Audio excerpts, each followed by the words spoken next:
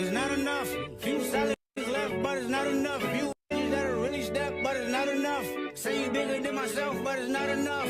I get on their head, yeah, somebody gotta do it. I make niggas mad, yeah, somebody gotta do it. I take the G-pad, yeah, watch a nigga do it. We survived outside, all from the music. What are we? They like, what he on? This is Alpha and Omega, welcome home.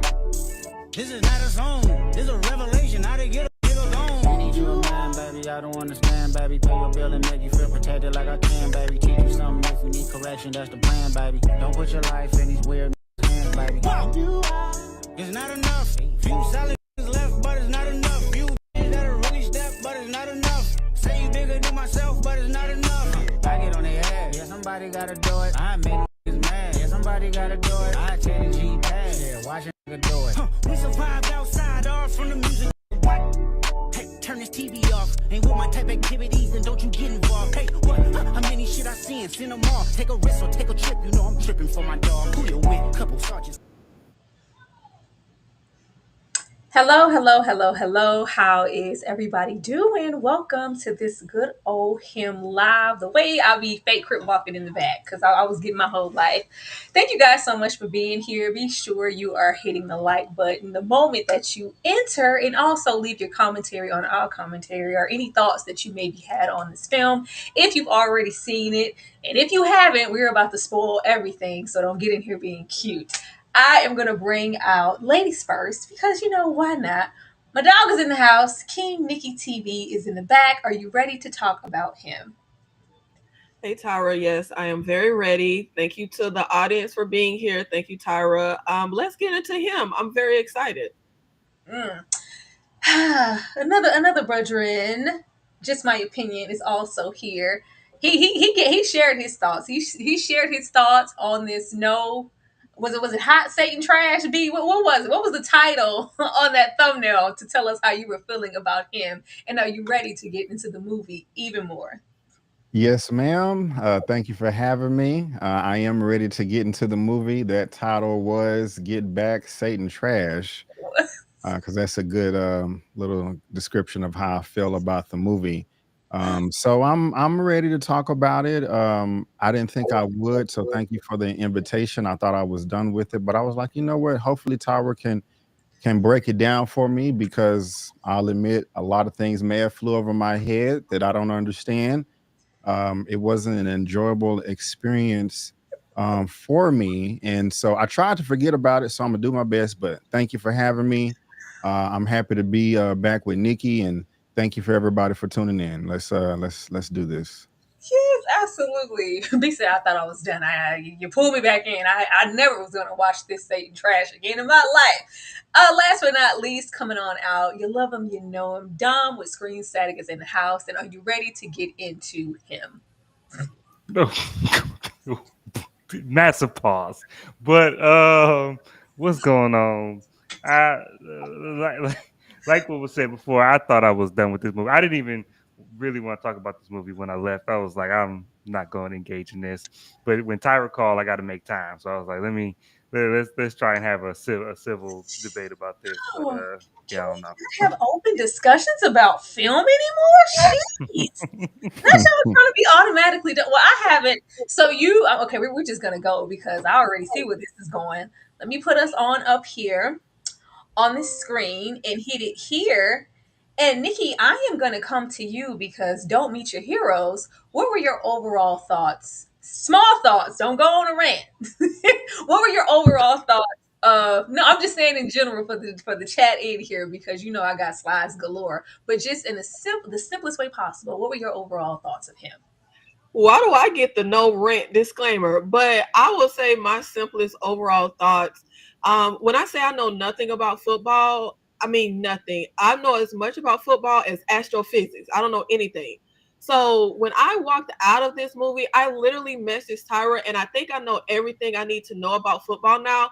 Football is pretty much men's homoerotic power fantasy. That's what I walked away with my overall thoughts for this movie. I like that homoerotic. The locker room is nothing but erotic. I'll tell you that. B, what about you? What were your overall thoughts of him? I thought the casting was great. between Tyreek Withers and Marlon. They fit the role very well. I love their performances. They did a great job. Other than that, and the movie looked nice in parts. They did some things with the photos and effects that I did like, but other than that, I just thought it was an awful put together mess. Well, it wasn't put together; it was just something. I just story didn't make sense, plot completely unnecessary. Oh, Wasn't feeling it. oh my God. Dom, what about you? Overall thoughts? You, you muted, Dom? I'm not that bad. I'm not that bad on it. This movie I think started well. I think it had the right ingredients. Like I said, the casting was great. I think what we were trying to get to was something that was worthy of exploration. I just think that we didn't get there. And honestly, I think the people involved were ill equipped to get us there. I think this is a derivative of the Tyler Perry and Spike Lee effect, where it's like you don't need a foundation, just do it. Just do it. Just tell your story. Just focus on the story, tell your story. You don't need a foundation in storytelling. Just do it on your own. I felt like Oh, not you put him over there with Tyler. And I like how you threw Spike in there. You know how I feel about Spike. I And know. we ain't even talk about that last film. We ain't gonna talk, we talk about Yeah, but no, how you feel about Spike? No, it's your boy. It's your boy. But as far as my overall thoughts, of course there were some pros and cons because I dug for these pros. I dug Ooh. for these pros because unfortunately I did not have a lot of them. This was visually compelling. We had an identity in that way. We did some camera work. We did put an effort there. There was a concept here. There was a narrative. It was hard to put that over there in the pro side because it's like there was something here really worth exploring. Did we do it and execute it to the best of our ability? I don't know. The soundtrack. They had me at Gucci Mane Lemonade. I was outside. I was having a good time dancing because it's Gucci Mane. It's Gucci. I had a good time with that. Cons, acting, pacing, underdeveloped motive, characters, predictable. And I stopped it there because I didn't want it to get too long because we have more slides for that. I could go on. Nikki, you don't have to, but would you like to add anything here as far as your pros and cons? And do you agree with what I have here? Yeah, I'll add because I think there's a lot of pros. I feel like the longer I sit with this movie, the more positive I feel about it, honestly. I feel like all the complaints that we tend to have as the audience that, oh, Hollywood is out of ideas, it's nothing new. I feel like this was really original. Correct me if I'm wrong. I don't think we've ever had like a sports center horror. And I actually think there's a lot to explore there with football being treated as a religion. Like there's so much you can do with it. There's body horror you could do. There's head trauma. Like there's a lot to play with. Mhm. It's a lot to play with as far as the concept, as far as thematically. And I feel like for this to be a first time director, this is his first feature film. I think it's his first feature film. I feel like It kind of visually, is. his acting, I mean, not his acting, his directing for me is really good. I actually thought a lot of stuff he did with the camera, a lot of stuff he did with the visuals were good.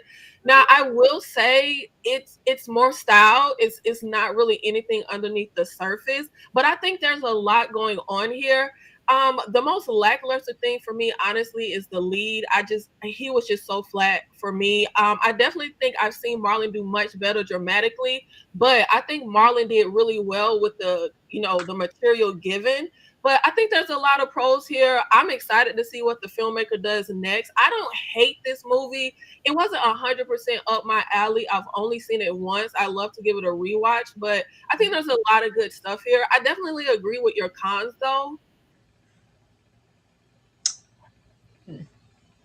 I mean, I agree with everything you said. I do.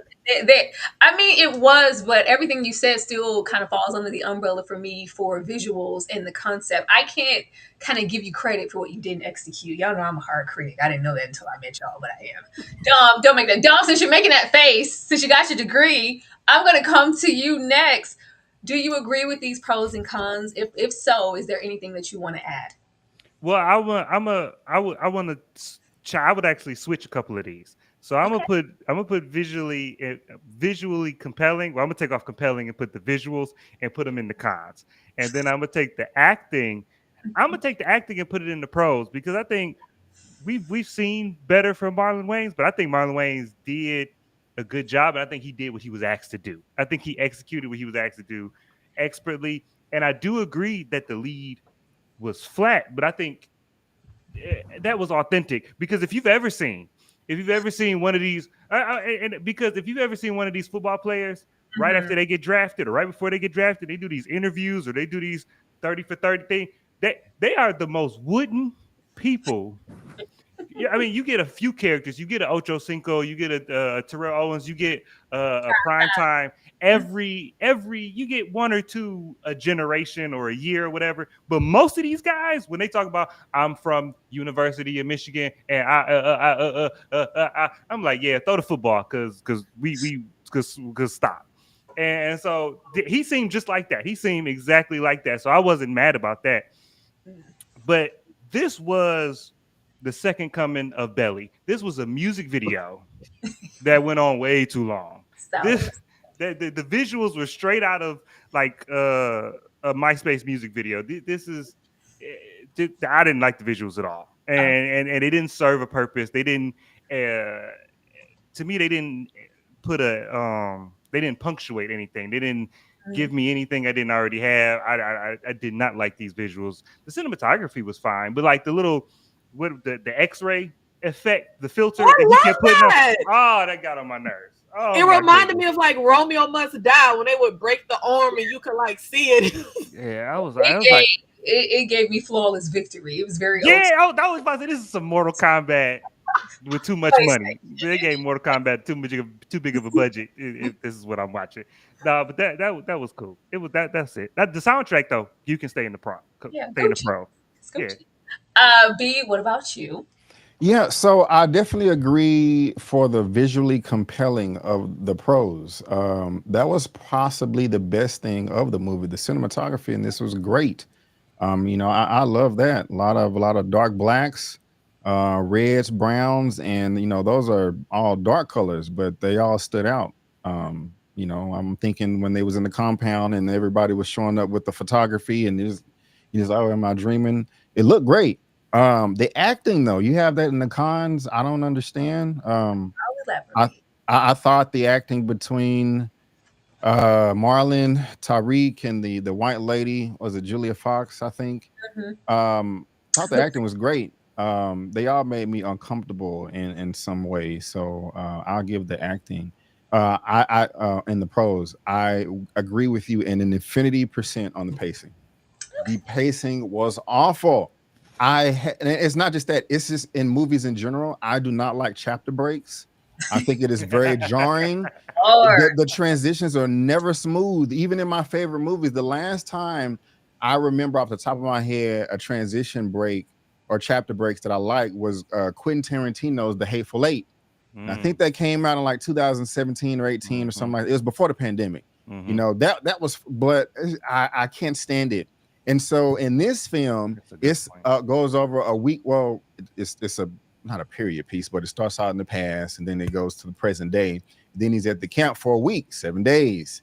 And so it's like Monday, Tuesday, Wednesday. By the time we at the third day, I'm like, oh my God, we got to sit through a whole week of this.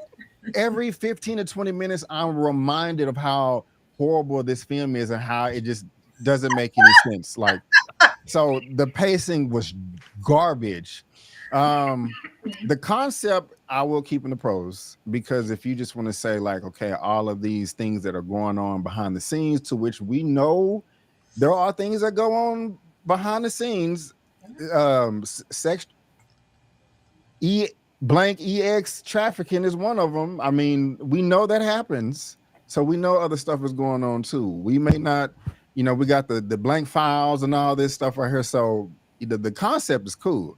The execution was underdeveloped. So I can excuse me, throw that in the cons. I need some water. I'm sorry about that. I'll give you soundtrack. I think I did bob my head a little bit here and there. I did like the characters, but it wasn't predictable for me. I had no idea where we was going with this. Like, I would have had a better chance of hitting $1 zillion lottery of predicting where this movie was going. So I it's would kind of expect that from you, B, because I know you don't do horror like that, and you're kind of yeah, it's into there now. Like this was as far as like horror, even just storytelling. It was. We'll get into it, but I don't want. I yeah. don't want to lose any of these super chats that we have here with waiting too long. Thank you so much, Natalie. Struggles in the building. Thank you so much. Natalie came back a second time and asked B, does it require bleach?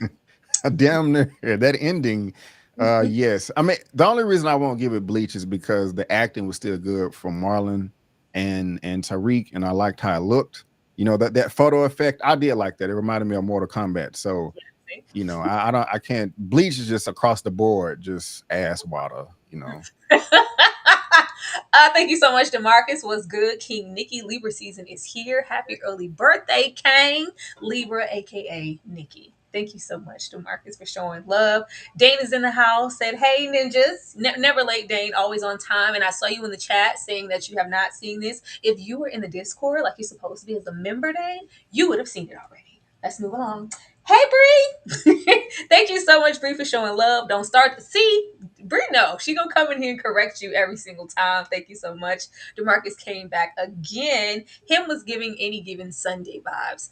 I love any given Sunday. I ain't giving Hold on, I keep Al Pacino out of this. Not Steven Willie Beeman. I'll think about it. Yeah, I ain't seen it in a minute, but I'm not sure about that statement. And Natalie, Visually, I could give it.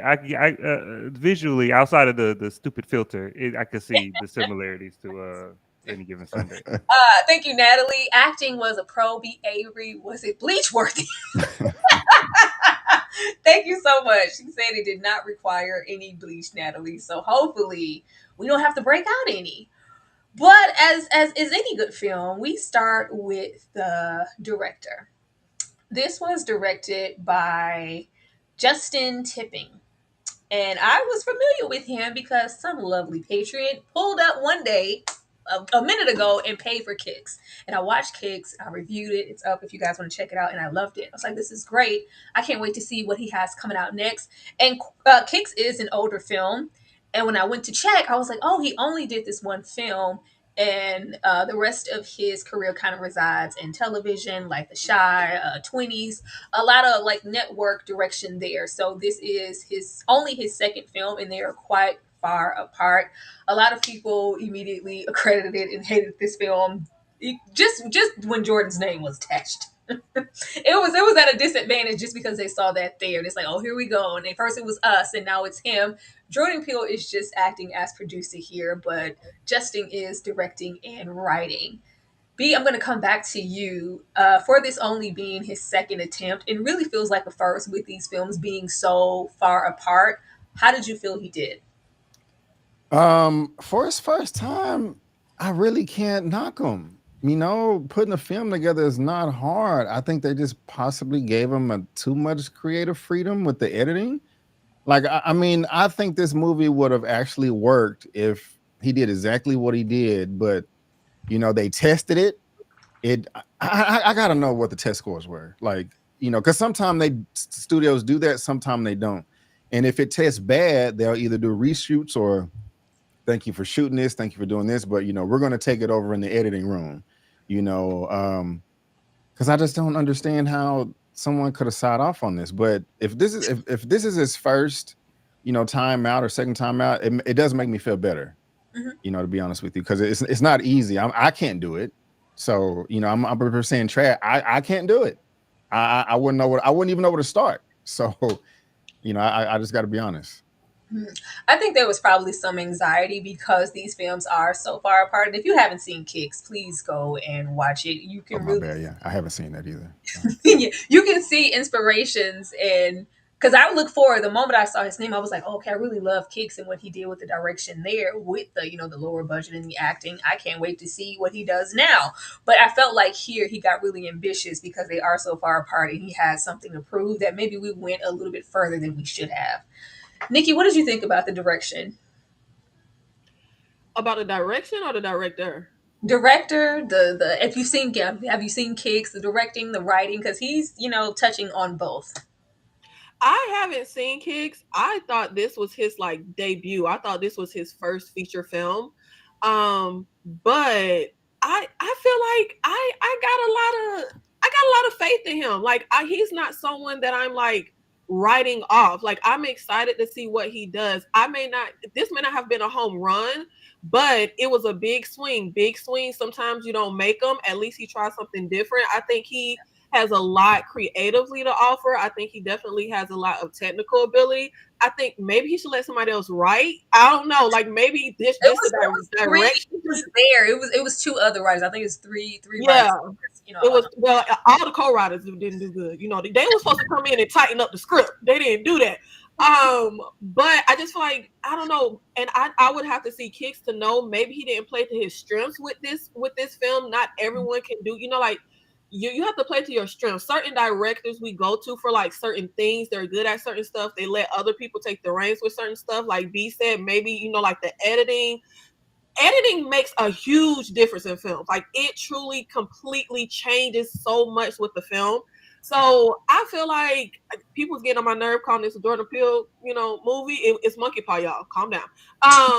But I feel like it reminds me of Tyrone. What's the actor that just did the last his directorial debut that Jordan Peele produced? The Monkey Man. Denzel? Yes, that's his name. I feel like I feel the same way. Like I'm not writing them off. They both show promise. Monkey Man was stronger, but like I feel like Jordan Peele does have a good eye for like up and coming talent. Like I'm liking what Monkey Paw is producing so far with first time or new-ish directors. So I think I'm there for Justin. I'm there for Justin 100%. yeah, I'm here for it. I'm here for Jordan too, allowing these directors and writers to kind of leap out there because so much restrictions, sometimes for the betterment of the film, but a lot of the times you are so restricted because of what a producer or a studio wants to do. It seems like he's giving these people free range, which is very Yeah. interesting. And I think he should. I think he should give them as much creative freedom as possible because that's what the audience has been screaming is we want new ideas. We want original. We're tired of like the studios and giving us, because the studios have a formula. They want to make money. So Yeah. I like that he's letting people like be creative. And even if it doesn't work, hey, let's just keep giving the audience something different. So I'm here for it. I mean, but that's hard. It's also hard though. I'm gonna come to dumb. Like, so how many times are we gonna let you jump out there? Because the money was put, fronted for this film. Well, he only jumped out one time. You said Kicks was a hit. Well, no. Kicks is more so, underground. Like it's not, or like more of like an independent film. You can tell it's a labor of love. It wasn't. This was like your first big leap off the porch, and it failed. And you know how they put that stigma on you. They don't be wanting to front the OGs. They sure don't want to get new people no money. Dumb. No, I definitely don't write him off. Definitely, Jordan Peele does have an eye for talent. Nia DaCosta with Candyman. Not everybody liked Yeah, I Candyman. forgot about that. Yeah, not everybody liked Candyman. People thought that was a miss, but she definitely has talent, and so I think that Justin Tipping has a vision. He definitely has a vision. I think he has the capability to be great. I think that with this movie specifically, we needed more studio interference. We needed more hands in the kitchen on this one because there are some directors where it's like I'm gonna give you a blank piece of paper and you're gonna come up with a whole world and you're gonna bring me back masterpiece from page to final cut. I'm gonna let you do you, and you gonna Quentin Tarantino. They just write him a check and let him do what he got to do. Spike Lee, he write his own checks and he do what he got to do. You know what I'm saying? But even the great Christopher Nolan got somebody else writing his scripts. You know what I'm saying? Some people need structure and some people need structure outside of them. And I love Zack Snyder more than 90% of people. He's one of my favorite people to watch. But he don't need a blank check. He needs somebody else to be behind him, tightening it up because you let him go wild and we in for a boring time. So I just think that he needs. We should get movies. The next Justin Tipping movie should start off saying story by Justin Tipping and then written by somebody else. Because like he need to come up with the idea and just give it to somebody else to like flesh it out. The same way you might write a little script and it might sound good, and then you put in Chat GPT to be like, hey, write this but better. That's what he needs.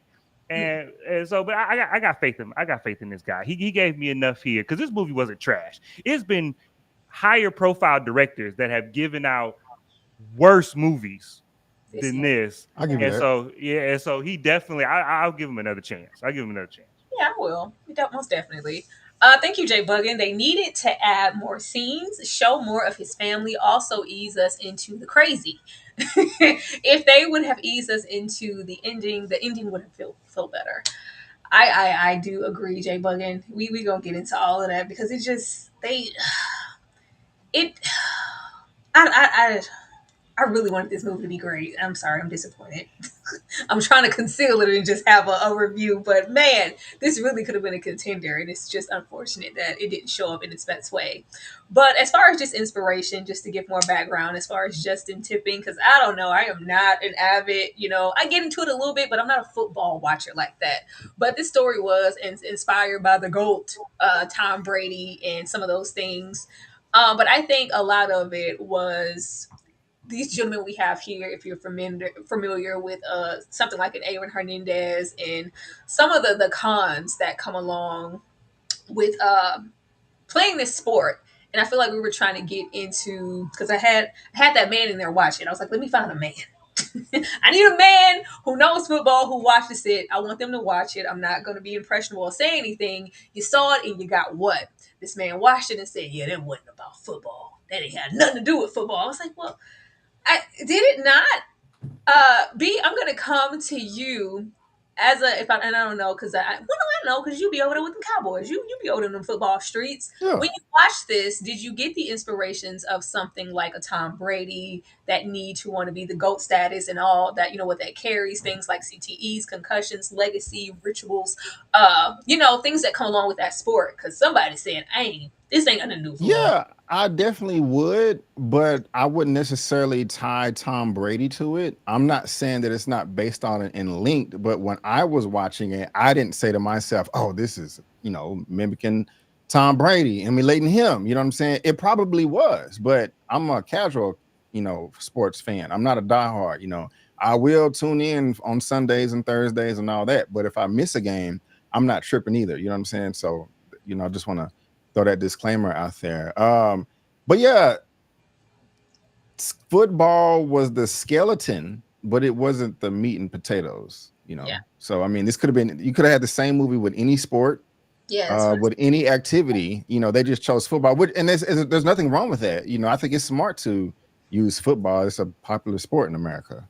So but yeah, I mean, it's not the meat and potatoes, but it's definitely a skeleton at least. So Nikki, I'm gonna come to you because I know you said no to the football. Did you reference anything? Because even if you're not into the sports, you see these things. Like, I don't know nothing about nothing, but I know Tom Brady's the GOAT. I know he had a hard time retiring or coming back and this, and I have all these rings and he's revered. And it's like you keep coming back in your, older age and you've won repeatedly, but it's just hard to walk away from that sport. I got the theme, so I did feel like it was through there. I wish it would have been more consistent. But did you get any themes of, football in the film? I got the themes you just said, especially with like Marlon's character. Yeah. Did I think of Tom Brady? No, I don't know who that. I don't know the man. I think he was married to a model. That's really all I know. If he's the one I'm thinking of that was married to that model, who the girl who was married to Seal? Didn't he marry her? Yeah. Okay. Yeah, that's all I know. But I will say Dom said something earlier that I forgot. How you just said you went and asked oh boy. I was thinking when I was talking to someone about the movie who is really, really into football, they said the same thing Dom said, because I was like, the lead has no personality, but is that intentional? And he said the same thing. He was like, yeah, their whole life is just football. They literally have no personality. So as much as I felt like that was like a negative, I'm like, okay, it still wasn't, pleasant to watch. But I could say that was one of the like inspirational themes that after watching it, I was able to kind of be educated on. It's like, that's kind of the point, is that his whole life pretty much groomed for football. Oh, and I want to add, if I can go back, I forgot to say in the positive, I actually really loved the opening sequence. I thought that was a great setup. That kid watching football with his dad and all that. I'm surprised men do not explode from testosterone. All the grunting and all the roar, that was taking me out. But I actually thought that opening sequence was so promising. I thought it was like really finna give us something. But who is that man who looked like he went to lynchings? I don't know who that is in that middle black and white photo. I don't know. Harpo, who did? I don't know these people. That's fine, and that's okay. That's okay. And I just really know them either out of like history or infamy because they were the ones who maybe got the brunt of something the worst. I don't know them like their sportsmanship, and I know Jay him out of documentaries and stuff like that. Like they're infamous. I know O.J. Simpson. I know Michael Jordan. Dumb, I think that's it. yeah, dumb. What about you? Um, the first thing I thought of was Tom Brady because of the legacy and the go. First of all, this that's why this movie needed an editor because take the word goat out 5 times. If they say goat one more time, it was going to irritate me. But the references to Tom Brady to me were a little bit overt. Tom Brady's so famous that they made a movie about 4 white women going to see Tom Brady. That's how. What? Yes, they made a movie, and the whole movie is 4 old white women trying to go have fun, and they go into a game to go meet Tom Brady like before he retires. That's the movie, and so it's like real actors. It's like white women you would recognize, and so this man is the height of fame and sports and stuff like that, and so this was very reminiscent, but it's also just football as well. It's Tom. They took some inspiration from Tom Brady, but it's definitely just football as a sport and the cult of personality that it kind of inspires. It wasn't subtle. I mean, it wasn't subtle. It was very overt and very direct. Yeah. And the ritual parts were so bottom of the barrel internet conspiracy. There was a scene. I know nobody saw it, but they remade House Party a couple years ago. Oh, we saw Yeah, in House Party, for whatever reason, there's a part where they go to like the Illuminati, and they're having a whole scene in the Illuminati party and whatever, and they got the closest stuff. The scene in that movie and the ritual scene, they could have been from the same movie. Like it was the same. That's how ridiculous the end of this movie was. It's like you could have really interchanged these scenes, and I wouldn't have noticed. It was so overt that it was bothering me. I was like, let me go watch Yes, 24. and that's dumb. Leading us into our next segment, honey. It's like it's symbolism wrapped in a metaphor, wrapped in another metaphor. Now, the themes of don't be a mascot. The hidden meanings here are what they were trying to do. We got it. Anyone who is highly invested in film, like I already knew where we were going. The inception of it all. When the moment he got hit in the head and we saw that, like he went to the football, I was like, oh, y'all about to inception us. We're about to get all off into this not being in reality. And it's going to be for us to judge what's real and what's not. The movie was ready to take us all the way through. And I was like, oh, okay, this could be interesting. I wonder what themes and situations that they're going to play with. Are we going to go back and forth between his subconsciousness or what's reality and what's not? And because he's got hit in the head and he has a concussion, and we have all these. I've never seen something go out of its way in a visual sense and have these themes to just be so clever or try or think that you are, and it's showing up so half baked, uninspired, and it was so obvious what was going on here, where we were going, which lends to that predictable quality later. And I don't like sitting through a film where I know kind of how the ending is going to go verbatim. Don, I'm going to come back to you. Is this movie as smart as it thinks it is? This movie's so dumb that I question my own intelligence. Because you watch a movie and you like, was it dumb or am I dumb? And I just get it. Did it go over my head? Because I tried to be humble, and I'm like, well, maybe it's me. Maybe I missed something. I must have missed something. And no, it was just it was fake intelligence. It was and I don't mean this is a reflection of the director. I'm just talking about the movie. And because it's like instead of like studying actual like mysteries and thrillers and actual symbolism, they just turned and was like, what's that line from the Kanye song? It's like nobody knows what it means, but it's provocative. That was the model for this movie. That was the motto. It was like, what does that mean? Nobody. It gets the people going, and that was the entire message of the movie. Is just like, especially the second half. It's just like we're just doing stuff because it looks cool, and symbolism.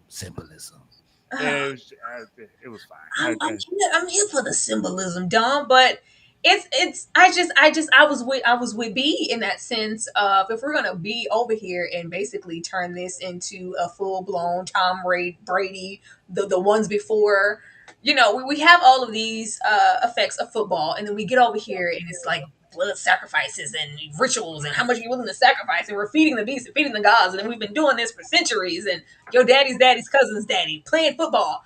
I got that, and it was so obvious, but it feels like it went out of its way to not be as straightforward in the name of art's sake.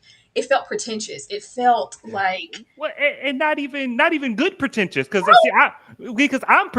people call me pretentious, but this wasn't Black Swan. Black Swan, yeah, people call that pretentious, and that does what this movie tried to do. yeah. And what's real, what's not, and then the slow descent into madness and obsession and all that type of stuff. That movie does it perfectly. This movie doesn't even really do it. No, but I was like, who was there for it not to be regulated and horned in to go, yeah, you're not doing quite what you think you are. And the way that we have, followed at least Jordan's career, and he's producer, like you watched it, right? Nobody said anything. B, how did you feel about the metaphors and the symbolism, and what do you feel like this movie was trying to do? Because this movie most definitely thought it was artsy and deep.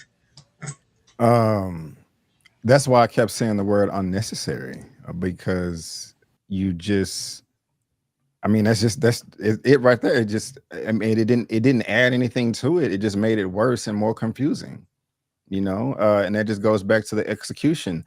I mean, I'm just thinking about, I don't remember if it was at the beginning or end, just showing a flashback, but when he actually got the injury and hit on the head. Now that was at the beginning of the film because he was throwing the football at the goal post.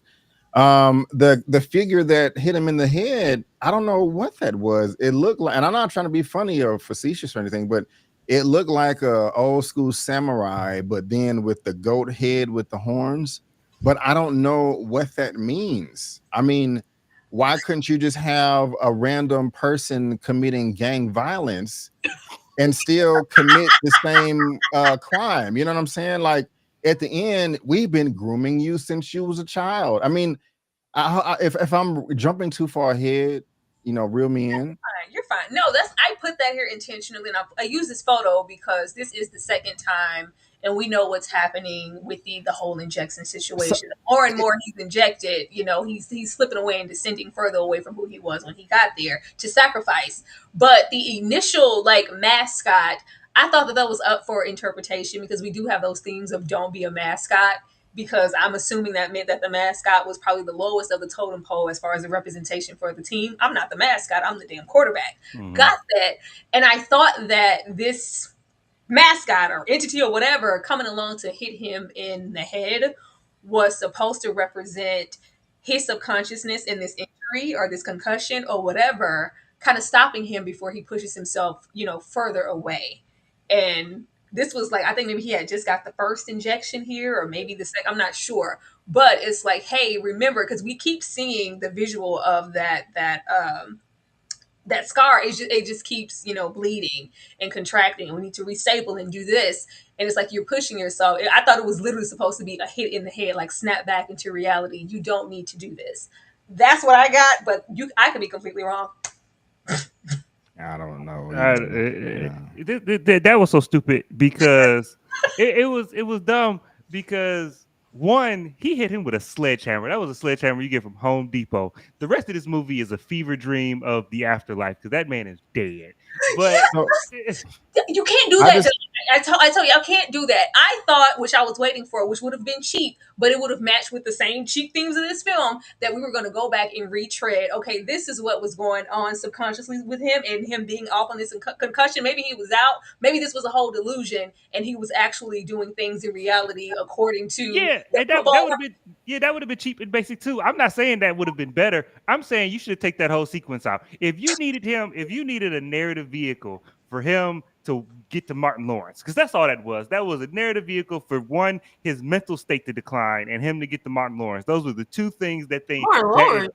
I mean, Marlon Marlon Oh. Wayne. Sorry. I done got hit in the head a couple times too.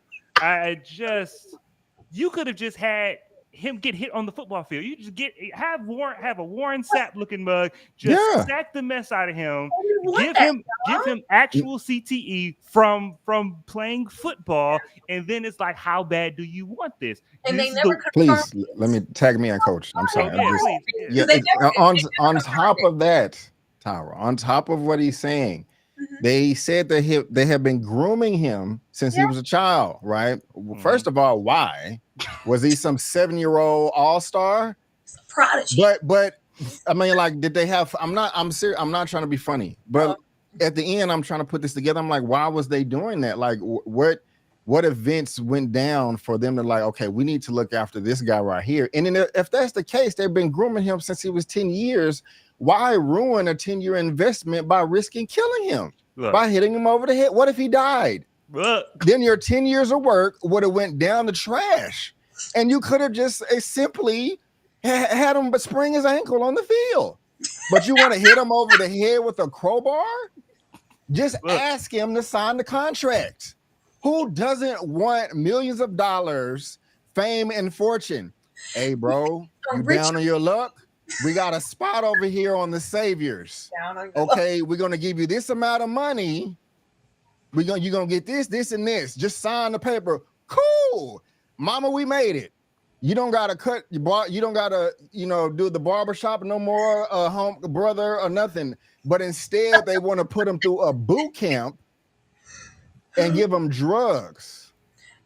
And one more, I just gotta, because just jumping up, because he hitting the nail on the head. He hitting the football player on the head, and because not only that, because the implication based on the little flashback scene at the end, the implication is that his dad gave up his son, sacrificed his son to be great, and that's fine. That's fine. But my thing is, but you still got to me explain why this kid, because what you're not finna do is make it seem like there's one American dad. There's just one American dad who's gonna sell his toddler to be the greatest football player ever. My dad would have sold my soul for a nickel and a chewing bubble gum if I was gonna grow up to be the Black Tom Brady. So why did you pick this light bright mug? I just don't understand why we are here. And then you don't have to put him through all this trauma. Like B said, you could offer it to me now with no coercion. No, you don't got to put me through boot camp. You don't got to groom me from 7.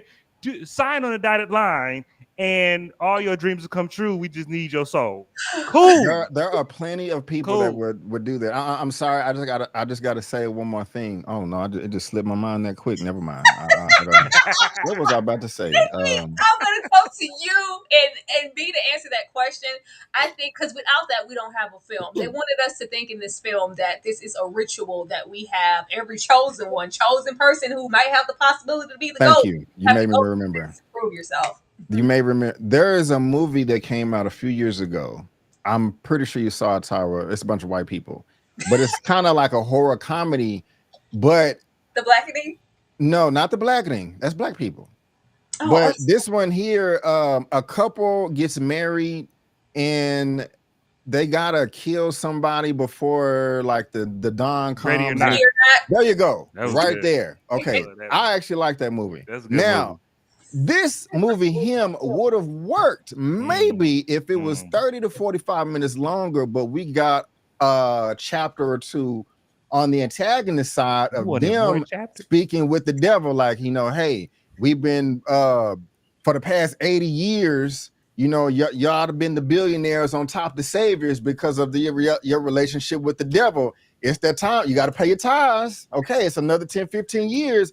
Give me another sacrifice. Okay, it didn't work out with Marlon, but let's go get this Tyreek Withers guy. You know what I'm saying? If you get him to sign the contract, you know what I'm saying? Y'all gonna stay on the top. But if not, I'm gonna put you on this symbol at the end, and your body gonna explode randomly or something like that. That possibly would have worked if I want to play devil's advocate, but I'm not The a script devil got writer an either. advocate, and apparently he's a sports agent. Basically. Thank you so much, Dane, and thank you so much for being a member for a whole year. I appreciate you. Was this movie a bootleg version of Jacob's Ladder? No, it was not, Dane. Not at all. Nikki, thoughts, if you got any. I think being dumb, y'all are killing me. Y'all are so funny. I don't know what's happening tonight, but they own one tonight. This is hilarious. I feel like, and I remember when we went to watch this, Tyrone, and it was your second watch, and you were talking about something about maybe you'll get something this time. To me, this whole movie is very straightforward. To me, I mean, like, it's so, you can telegraph everything. You know exactly what the movie is trying to tell us. I feel like everybody can't be David Lynch and give you like this dream, like surrealism. None of that worked here, but I feel like even the team being called the Saviors, like everything is so easy to telegraph. And Marlon's dialogue irked me so bad. You know how you have that character in the movie whose only like job is to give the audience a bunch of exposition so we know it. Everything Marlon said told me everything I needed to know. Like literally everything he said. And even with the blood that you're showing right now on the slide on the screen, that it was giving me Demon Knight. I knew exactly what they were doing with the blood. In Demon Knight, everybody that come before you got to put their blood in a little key. That's literally like the movie tells you. I may not know why the white girl eyebrows look that bad. I may not know why they were shooting the mascot. I don't know what target practice got to do with football. But I forgot about that part. We gotta come back to that too. The movie is very straightforward. And I feel like this, for me, the movie treats the audience kind of like we're dumb. Like they tell us what we're supposed to think about everything. Like this equals bad. This. I know he wasn't gonna sign a fucking contract. I don't know why the hell kill Marlon if he ain't gonna sign a contract. That didn't make no sense to me. But yeah, I agree with every single thing Dom and B said. But I'm here for the symbolism because it gave me some cool stuff to look at visually, I guess. But I feel like this is one of those movies where you know that cousin who took like one psychology class, so now they feel like they could diagnose everybody and they feel real deep. The movie thinks it's real deep, but it's really not. That shit was funny. I'm sorry. Very true. It's very true. Oh man, you knocked that out the park. Like, I feel like the movie is like dangling stuff so the audience feels like we got to decipher everything. Like it's not, the movie is not as smart as they think. It's not clever in the slightest. It's not. He said, I'm finna M like Shamalama Lama, y'all. Y'all finna ooh, this is not an M Night. This is not a David Lynch. This is just not one of them. He said, y'all, yeah, I'm cooking. No. Getting into these performances, and for anybody who wants to know later, the breakdown of like what we thought was what, we're going to be going back into those chapters because they put them there. We got to use them because they said, did you see that chapter? Yeah, we saw it. Get that on my face. We gonna start with Marlon. Now, everybody showed up here for Marlon.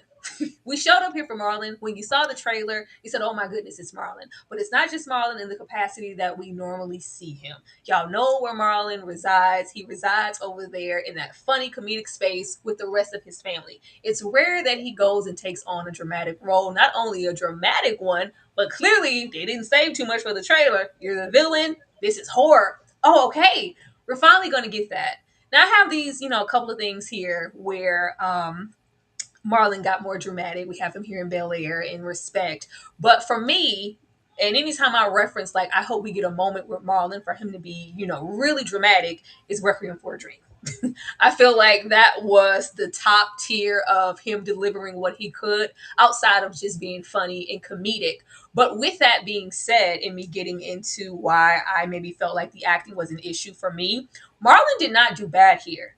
Marlon has a lot of, time, effort. He's been in the business for a very long time. So he can deliver on a dime. That's not going to be an issue. He can act. But I feel like he could have delivered so much more. I kept waiting for Marlon to push himself. And with the free range that they gave that damn director, we could have did whatever we wanted to do. We could have really, really went somewhere that didn't involve Marlon giving a gun guac 3000 and spitting on it. That's not what I was looking for. I didn't need that. Why you had to remind me that? Let's watch it. Let's watch it. We're gonna reference it. He did that too well. Like, Stop. I didn't need that. That's not the drama in him descending that I was looking for. I was looking for that switch. They did a disservice to Marlon being, y'all remember if anybody was there, if you ever, went over there and them Tales from the Hood streets, and it was like, is that David Allen Greer? This is the unexpected villain. The way that we were supposed to come in here, it would have done the movie a very big service, in my opinion, even though we know what's coming. Treat the audience and Tariq Withers as if we don't know his intentions. The moment he touched down, we knew, Ninja, you not retiring where? You ain't, we're not here for that. We know that we're not here for that. I really wanted him to present as a nice guy. I'm taking you under my wing and bro, and I'm passing it on to you. I see something in you. It's about legacy. It's about football. And then we just slowly see it. Like there's a way to like turn the screw every little inch to where it's like, whoo. So when you get it, it's the alternate side of who we met. It wasn't that his intentions were felt the moment that we met him. And even when we're getting into the, intense moment, get your together. We need to let Marlon play with those things and play with undertones. Marlon in whatever space, that's that space. In the black space, we have been listening to Marlon and his voice inflections and his funny and his impressions since we're brothers. We're happy and we're singing and we're colored. We grew up with Marlon. So for us to deflect from that's low key kind of funny. Oh, Marlon's funny. You have to just go really out there. And I've seen him do it with the few, situations that I have here to where it's like, oh, Marlon's not being funny. He's being tense and it's getting serious. A lot of this kind of too many moments for me, and not all of them because he came through a couple times, but it wasn't consistent. I wanted more from Marlon and I wanted him to push himself. And I wish he was directed better and gave us some more. Nikki? Yeah, I agree with everything you said. The people that are really savvy to Marlon, I feel like it was easy to kind of telegraph. His tones, like how he delivers certain things. And I agree with you. Oh my God, so bad on. We didn't need to tell the audience off rip, hey, this is bad guy. Like, I feel like savvy horror fans know, like Tyra, a lot of times in horror movies, you have that character who the protagonist thinks they can trust, and once all the inch hits the fan, they run to that person to save them, and that's when they switch. Get it, Ben's son? They do that whole thing. Where it's like, oh no, this is actually, he's not here to help. I love those moments. And I feel like that would have been a really interesting thing to do. I wish they would have given more range to just the character Marlon played in general, because it was very straightforward. That's why I said Marlon didn't give a bad performance. I don't think Marlon can give a bad performance. He just did the best he could with the material given. And I just feel like it would have been really, really exciting to see him really do something like really experimental and something in just like a completely different light. And I have been going up for Marlon's dramatic acting forever. Even in a movie that's not the best, like Respect, when Marlon is in a dramatic role, I even cried when he died in that movie Dungeons and Dragons when I was a kid. Like when Marlon is dramatic, I really feel like it's Oscar worthy. Like he's up there with the top echelon of actors. And I feel like he doesn't get that respect because he does mostly do comedy. So I was so excited for this movie because I think the grittiest thing I've seen him do was Requiem for a Dream. That movie scarred me. I felt like that was such naturalistic acting. Like he was so amazing in that. And I just feel like he wasn't given the material. He didn't have a maybe savvy enough director, experienced enough director who knows how to pull something like that up out of you. We've all seen those actors that ain't very good, but for some reason they get with a certain director and pull off the greatest performance of their career. He didn't have that type of director here. But I want him to do something. I want to do something dramatic. I'm still for him doing something dramatic. Shout out to all the work he did. He put up a video of how flabby he was and he got into shape and he went through Marlon. Nobody can say Marlon isn't dedicated. Marlon don't work his fine ass off. Like he put everything he could put into this role, and I 100% respect his efforts. It's not him. It's the character on the page that he was given to work with. And you know it's the character on the page because once we get to the end and he's out of here, you don't feel or care at all. Nope. Let me not Nope. speak to y'all. You did it. It just happened, and then we're trying to get towards Yeah. the ending. But yeah, he was definitely only given so much to work with, and that's really, really unfortunate. And that's another thing. There were no real stakes in the movie. No. Like my heart didn't flutter. There was like I didn't feel as much as the movie feels like it's deep and it's doing all this stuff. I didn't feel anything, not once, not even for my baby mama. Yeah, the stakes would have really stuck if we were, slowly turning that screw and he was identifying and seeing something in him. And it's going to hurt me to have to give you that Gladiator Gold experience because I'm trying to maintain this spot because I can't let this go. But I'm connecting to this kid in a way that I haven't connected with all the other ones I took down to get these 8 rings. I don't know. It didn't do anything for me in that way. Brandon. And you know what? Let me ask y'all one quick question. Let me ask y'all one quick question because my mind was spacing a bit. So they attacked him and knocked him in the head so they could get him to the training camp.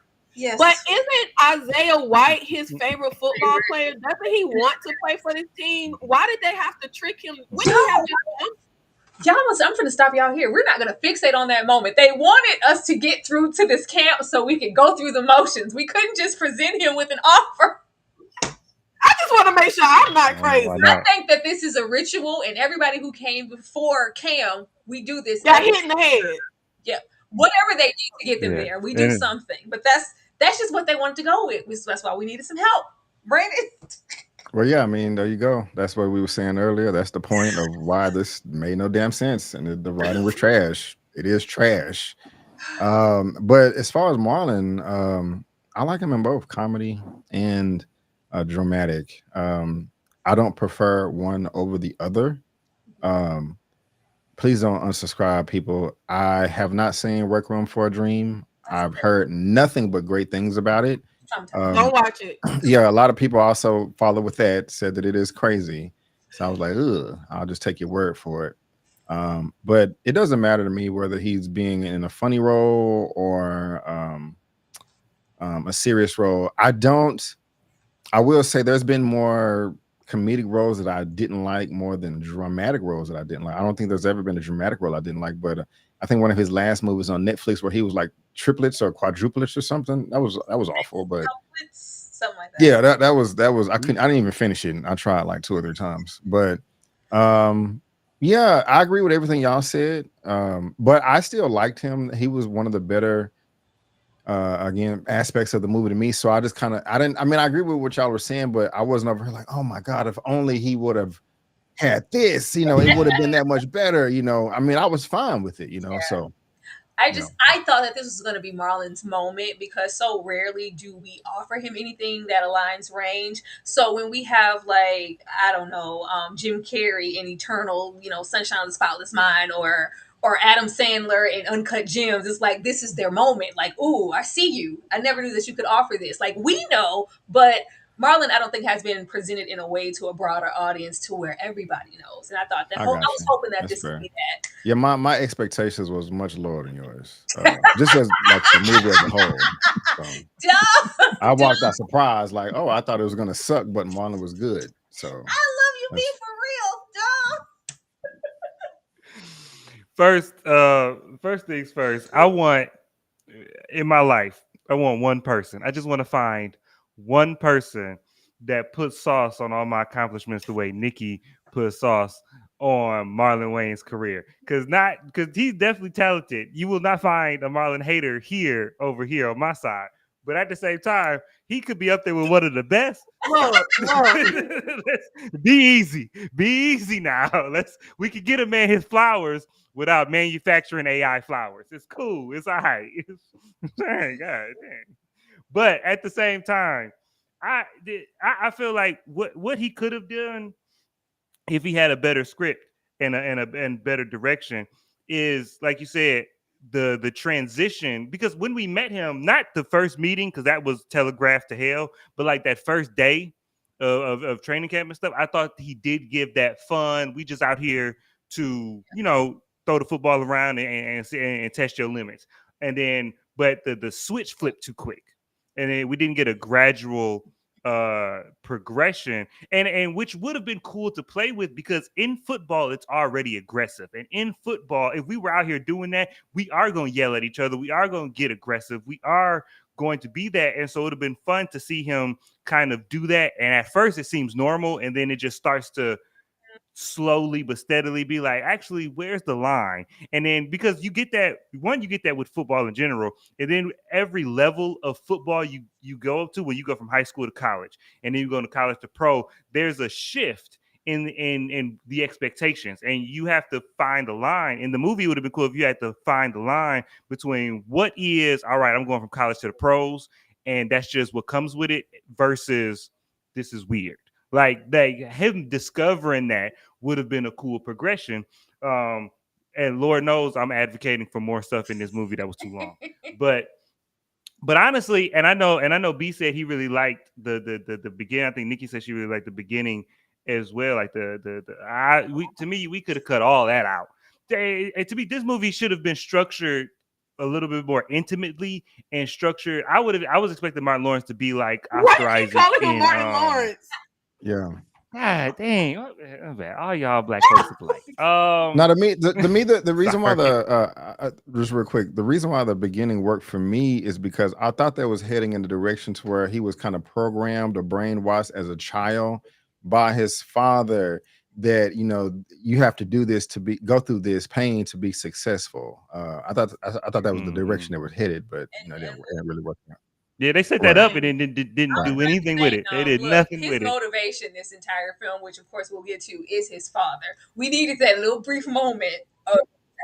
Well, that's why I'm talking. When I say they should have done, I'm talking about a total restructure. I'm saying take that. We don't need that. Burn it down. We could have, because all that could have been expressed without having to telegraph it like it did, like a ABC Family movie. We could have just started. Just the same way Ex Machina starts with that man showing up at Oscar Isaac's house. We could have just started here. And through. Well, I'm just saying, but if I'm gonna base my work off of something, base it off of something good. So even if I fail, if I base it off of something excellent and I fail, at least it'll be good, hopefully. But and so if Martin Lawrence had an Oscar Isaac type of role. You wanted Martin to be here so bad. So bad. I swear. If Marlon Wayans had been an Oscar Isaac type of role, and that descent would have been amazing, and he would have been able to play that really well. And if we would have spent more time at training camp, the chapters would have felt so long. We're gonna read this because I ain't want them chapters to begin with. I can't stand the chapters. Well, yeah, I didn't want the chapters to begin with, but if we gonna have the chapters, we didn't need the first 25, 20, 15. I don't know how long that. The first half of this movie was so unnecessary; it felt long.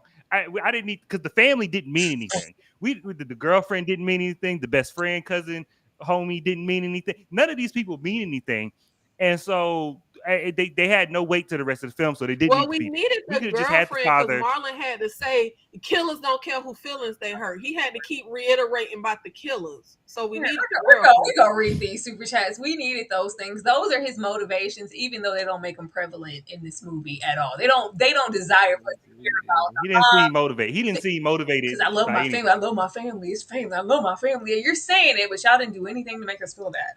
Thank you so much, Natalie, for the super chat. If he did the combine, he wouldn't have went to any team anyway. He wouldn't have made it. He was too hurt.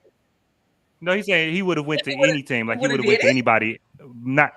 I don't know what that. I don't know all that fear and that injury and all that stuff. I don't know. That's another thing open for interpretation with. Because he didn't want it. Man, thank you. In the previews, I assume he had a football injury. Instead, they had George Clinton / Boosie Collins hybrid trying to take my boy out. That's a very good interpretation. But as much as we were here for Marlon, that's not the only thing or person who was here. There was a lot of focus put over here on Tyreek. This is his coming out. I was like, oh, it's the young man from that one Atlanta episode. That's what I always reference because I remember it. And of course, if you've just recently seen the I Know What You Did Last Summer, he was there and he was featured. But he hasn't been centered focused in a film to carry it. And I don't know if he was ready to. Now I know that you guys express the football players often not having any personality, showing up, maybe being that's cute and all, like relative and in a sense, but in a film, you're our focus and you're our drive and you're our eyes. I need you to carry, and I don't think he was ready to carry. I see strong potential of what could be if he gets more time in, but my mind gets to working like, ooh, a Jarrell Jerome, a Kevin Harris Jr. Like, ooh, they would have ate this up. I don't want to be sitting there thinking about who could have executed your role better than you because I didn't feel like you were delivering. It was very flat, and I don't think it being football is an excuse for a lack. I think there's promise here if he gets, a few more roles under his belt, but I think that this was just too much out the gate to just be the main focus. He was so uninteresting. I didn't care what happened to him. I wasn't invested. I was trying to root for him or have some type of compassion or at least like identify. It just was nothing. And then the script didn't help, of course. It didn't give him much of anything to work with as far as dialogue to deliver in the first place. But this, the right actor can do something with peanuts. We've seen it happen. I was gonna say, unfortunately, he was here. I did not like that. He didn't give me anything, and he was one of the aspects that made this movie even longer than it was because he gave me absolutely nothing. It was giving like flat Channing Tatum. That's what I described. I said flat Oh, Channing. Y'all know Channing oh, Tatum ain't hey, how dare you? That's crazy. the most That's elite actors crazy. of the actors, but it was giving me flat Channing Tatum, and I didn't know what I was supposed to do with that in this football film. Uh, Dom, I'm going to come back to you. How do you feel Tariq Withers did? I feel like this isn't a good. I feel like he should not be judged on this film because this film gave him not a little bit to do, nothing. It gave him nothing to do because the whole point of his arc is that they're trying to get him to become the next Marlon Wayans. I'm gonna say his name right for the rest of this. But at no point did he transition. Like in the script, like on page, he didn't transition. Like we don't see him become the superstar. We don't see him become the life of the party. We don't see him. They got that one party scene where he doing this for 30 seconds and then he sleep. Like we don't see him change from point A to point B. He doesn't change really at all. And so if you give me a movie, if you give me a story where your protagonist does not change and also doesn't change people around him, then I don't know what you want this man to do. I don't know what you want this man to do. He didn't have any. We talked about Any Given Sunday. He didn't have any Willie Beeman lines. He didn't have any charisma. There wasn't any charisma on the page for him to embody. So that man did. He got this check. He He did. showed up to work, did his Yeah. job, and And, clocked and I'm out. glad. I hate that it was unsuccessful. I don't want anybody to see this and decide like, oh, we're going to give him smaller opportunities. I think he has potential to deliver a whole lot more, but it definitely was not displayed here. Brandon? Um, well, I agree with parts of what y'all said, both. First of all, you have the images on the screen. I have seen I Know What You Did Last Summer. I even reviewed it, but I still haven't posted it. I just didn't feel like editing it, So I must still put it up like 5 anyway. And I did see Atlanta. And you have the photo there, but I'm still having a hard time remembering him in both of those movies. And I know the summer came out in July. But I agree with Dom as far as saying we should not judge him for this.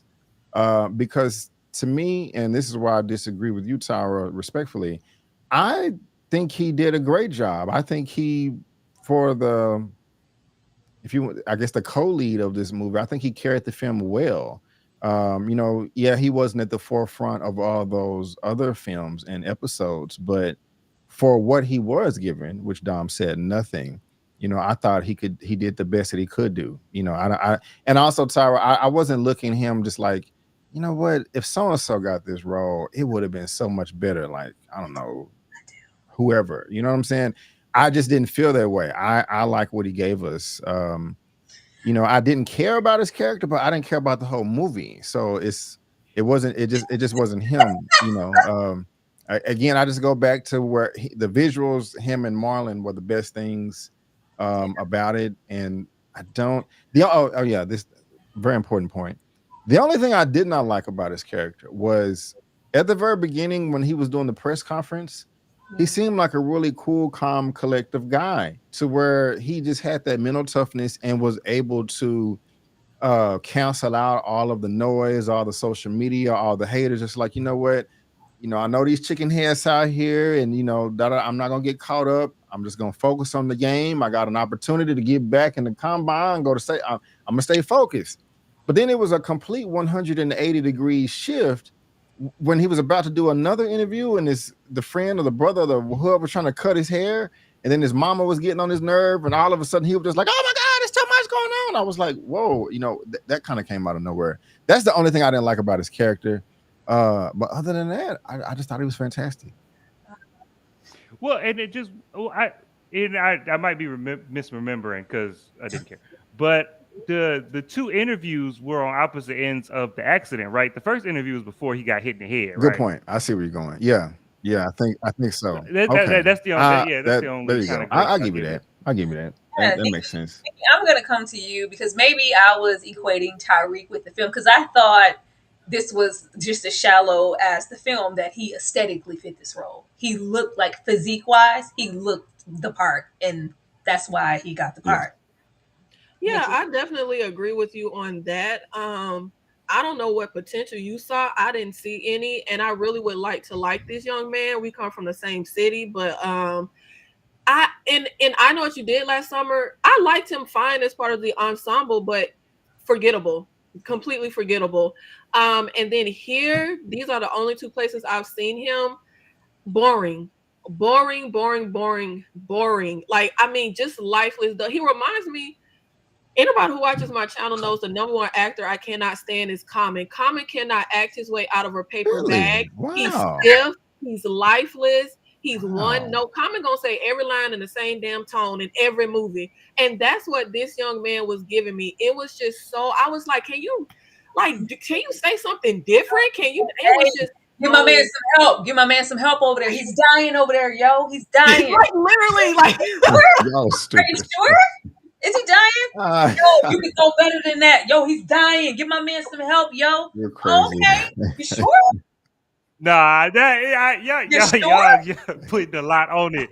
That scene, that was probably his best scene when he was yelling at them to catch the ball. That was real. That was real on the field. And he mustered up the one moment where he managed to muster up some real emotion doing the mock press conference. That I think that was maybe his best. I feel like every time, even when they were playing football, and it felt like he was a little overwhelmed, and then he was all like, "Yeah, pick your boy up. I killed." That's just it. Oh, sorry, I didn't mean to curse. I ain't been on YouTube in a while. That mess sounded so manufactured. Like it felt like it felt like artificial testosterone. Like I wasn't buying anything that he was given in the whole movie. And with the character, first of all, I hate the name Cameron Cade. That's such a made-up name. I hate when movies have a name. I actually like it. I actually like it. I thought it was smooth. I hate that so bad. I remember Eddie Murphy talking about having a fight with the writers when he signed on for 48 hours because they had a typical Hollywood made-up black person name. Cameron Cade is a made-up damn football player name. I thought it sounded like a quarterback player. Like, who you got? I got Cameron Cade. Yeah, I thought it was fitting. It sounds so made up. But, I mean, I feel like... I was thinking that, too. He gonna go far. He gonna go far in Hollywood. I think he will. I'm not here for it. I'm not here for it. And grow out your hair, young man. Let us see little white people hair. Let's see the white side. See, that's why he cut the hair. That why he got real white people hair. Look, young man. But that also irked me as well because his dad and his mama did not make a little white baby like him. I don't like how they cast this movie. I hate when they do that. That mix was not making him. What? But anyway.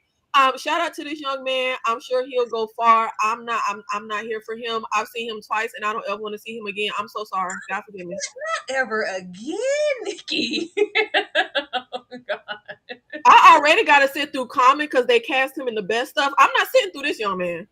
Thank you, X-Men superfan Emma Frost for rolling up. You just gifted like 15 memberships last live. I most definitely appreciate you. Thank you so much for supporting me so deeply today. And Youngblood Hollywood got that membership. Please say thank you in the chat if you care to. I would appreciate it. Thank you, Emma.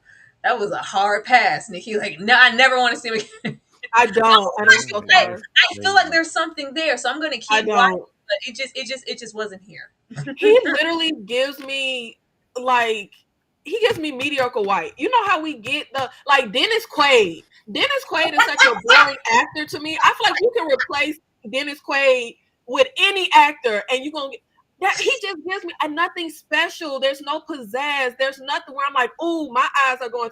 To me, when you're an actor, when you're character act, it's supposed to be something that draws the audience to you. We want to follow you. You have a screen presence. I don't get that from him. But hey, that's just me. Just go straight in on Dennis Quaid. But that was always default, hey, you can't get Kurt. Exactly. You can't get Kevin Costner. You can't get Jeff Bridges. Call him Dennis Quaid. You know why I said Dennis Quaid. Let's get into Julia Fox here. She was very prevalent in the film. I didn't know anything about Julia beyond her being on Kanye's arm, so I was very surprised to see her here. That's who that lady is. I've been trying to figure out who this white lady is. This was the girlfriend before the most recent one, and she had the outfits and the whole thing. She didn't go as far, but so I was surprised to see her here. But as far as her performance, she delivered what I feel like she delivers in real life. She showed up to be exactly who she's supposed to represent. So I didn't really care for it either way. It was just okay for what it is. I think she did what she was here to do. But I wanted to correlate and tie her in here because we have this one and we also have the We Don't Want You cult-like fandom supporter, also blonde white woman outside trying to choke him out and spitting on windows and doing the freaking most. But I think it was, pretty straightforward, like everything else in this film, what she was here to represent, being, instrumental as everything else in the industry. We always have you maybe come in and you got, you down, you boo, and we high school and maybe black girlfriend. And then we have that switch out as you increase in popularity and performance and wealth. And these women, they come here. They're sent to you. It's almost like they're, bred and breeded to approach you. Oh my God, I've watched all your games. I love you. And this is, and then they're the wife. They're just there. We see this. And we know that's what she's supposed to represent. But we're not only the girlfriend, she's giving influencer. She's hands-on with everything. She's kind of giving handler. And we're there as not only an agent of chaos, but a tool of lust and deception. Because what you mean you want to leave? What you want to go home for, Claude? Come on out here. Come on up here. We're going to have a good time. And to just kind of engross in those whole thing. And I feel like we had the same things with this woman down here. I feel like the cult fandom was maybe one of the moments that we got with her, of course, in the shower scene where people were probably like, what the hell is going on here? What does this mean? What does this mean? What is this supposed to represent? So I'm going to say what I thought it meant and then, of course, come to y'all. Now, we have this lady here representing fandom because we know how that can be in the whole we don't want you. We're so, indoctrinated to Isaiah White and what he's contributed to the game in years. I'll die for him type energy. But I felt like she was not only trying to prove herself as far as her investment in Isaiah, but I'm so invested that I'm willing to kill for you. Maybe I can get a spot. Maybe I can be the Julia Fox to you or whatever. Maybe it was that. But then we heighten it in a different way to where she's not just, cult and it's all in her mind. We have Marlon roll up, tongue this lady down and throw her into a wall and take her out. Now, on Cameron's part, with her approaching, of course, and trying to kill him, I took that as not only, of course, him defending himself, but he's slowly descending because we're increasing in those shots and he's getting further and further away and not really kind of desensitized to the situation to where, because I felt like if Isaiah didn't roll up, he was going to absolutely choke this woman out. And I also thought that was kind of like a reflection to the domestic violence that also comes along with this industry and what we see in the news and everything. And then it was the same thing with Marlon here, because as quickly as he was turned on and attracted to this and this devotion, you can also be objectified and a sexual object and lusted for, and I can throw you into this wall and kill you. I really don't care. Nothing phases me. That's what I got from that. But feel free to elaborate. Nikki, I'm gonna come to you first. I didn't care about these two people. I didn't care to analyze them. Literally, I kept saying a million times, "Who is this white lady? Get her out of here." I will say a visual that when I said the movie was nice to look at. I do like when she came crawling under that little bleacher thing, whatever, in the sauna. I liked how that looked. I like her crawling out of there. But I thought it was odd. They made a note to show the audience how hot it was. She didn't look like she was in there sweating for no amount of time. But I didn't get the domestic violence angle with Tariq's character. I did get it with Marlon. Yeah. It was a lot of tension in the movie, which I forgot to say in the positives. It's a lot of sexual tension in the movie. And his interaction with the cult girl, his interaction with the gun, telling Buddy to strip naked for the, physical. Yeah. So I liked that. I liked how they were kind of, to me, what I got was kind of playing with the lines of like sex and violence. Like sex is violence. His violence in football, his violence in like his sexuality, kissing her, throwing her. Baby, is she dead or not? Is she the person they was shooting in the I don't know. That's what I kind of got from it. It's just the violence of all this, them going crazy and I guess being men and rah rah. That's what I got from it. Like they're like that outlet for them in like the sexual way. The demon lady with the I don't know. Harpo, I wasn't paying attention. I don't know nothing about that. I got nothing on her. Was she a girlfriend? I don't even know who she was. Yeah, she was Marlon's girlfriend. But it was clearly like just kind of like a trade-off situation, because the moment that I'm not fixated on you when you aren't the GOAT. I'm clearly ready to do a trade-off situation and go over here with Cam just as quickly as I was here for you. Just a mirror representation of disposable white women in the industry. I do wish we had more than just one crazed fan. Like, I don't know why it was only her. Because I feel like when I think of football fan, don't y'all be in like a whole mob? Like, I feel like it should have been more than just her. But I liked her. I feel like that's something to explore. I liked her. I liked the craziness. I didn't care about the other white lady. Brandon? Are you muted, B? My fault. Honestly, I'm not trying to sound crude, but this is what I was feeling. You got to stay away from white women. They're not all of them are bad, but you just don't know. You think about that Muhammad Ali video when he was like, "Hey, if 10,000 snakes are coming down here to get me, but 1,000 of them are good, am I going to maneuver them out? Oh, I'm just going to shut the door." I mean, that's just you don't mess with white women, because here they just represented everything bad, evil, trickery, deception. Like level 10 final boss Karen mode. And I was very confused by the whole kissing, killing, choking thing. It didn't add up, the whole spitting on the window thing. I mean, look at these faces in the back.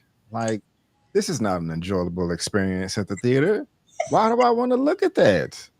What faces in the back is the best part of the movie. I mean, and they did that more than once. At the end, I think the cheerleaders' faces were all blurred out, and I mean, I should have talked about that, the symbolism part, but it was just brought up here. But come on, this woman was awful, and she casually said something like, "Oh yeah, it's just a part." Not she didn't say it was just a party. She said it's just a ritual, or it's just a sacrifice, or it's just something.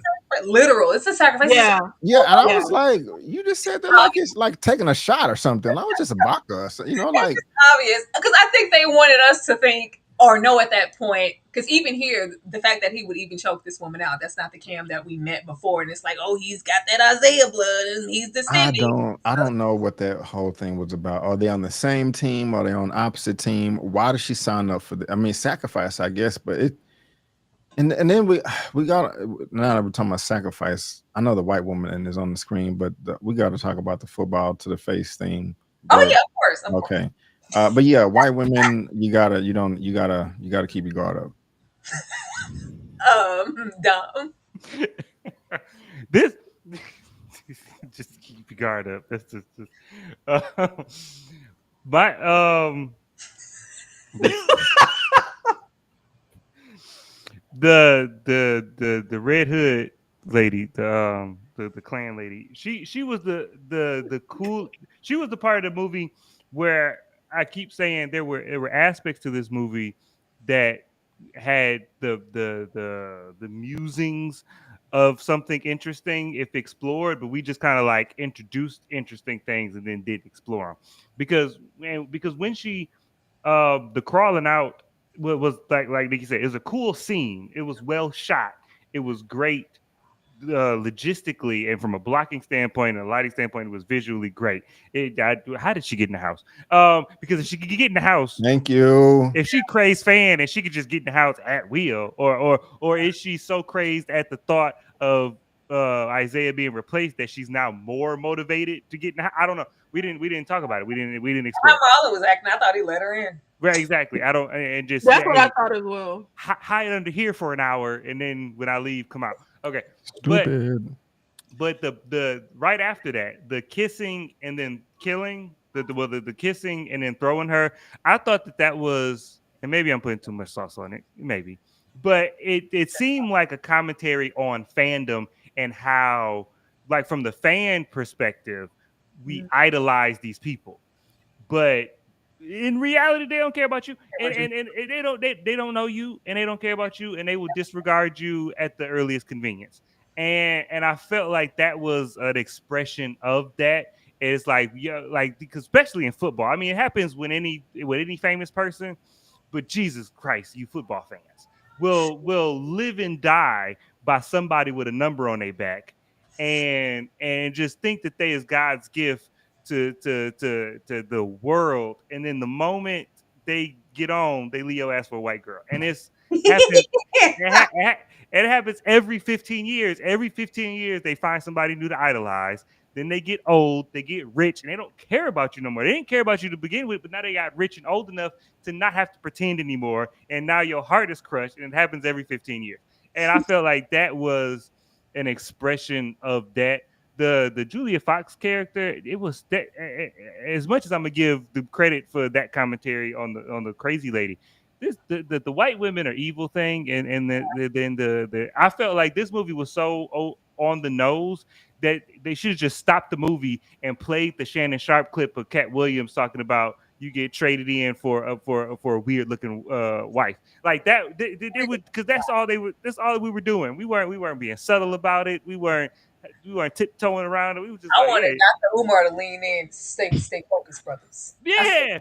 Stay focused, my brothers. Every time she spoke to Cam, I expected Dr. Umar to come around the corner. You don't find that suspicious?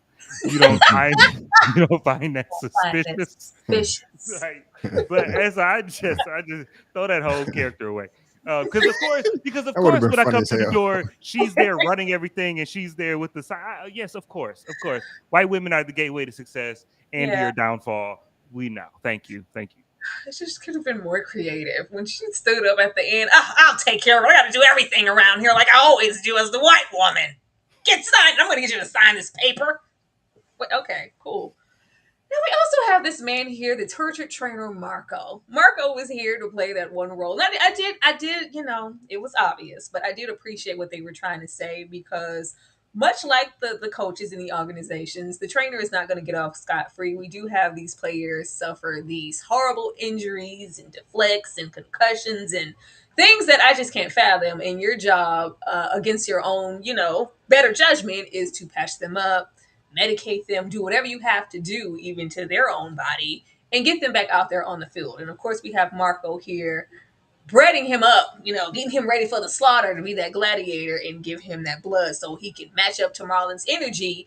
But at this point, I guess he's done it so many times that he's having a complex of what he could have been, where he could have gone, and I don't want to do this anymore. And he's trying to warn him in the slightest of ways. And then it gets really obvious. Like, yeah, too bad. I really liked you. I'm like, why are you being so obvious? I really liked you, Cam. You're really, so it's so bad that I prepared you so well for, they want those gladiators, generations of. I was like, oh my God, can we please get out of this scene?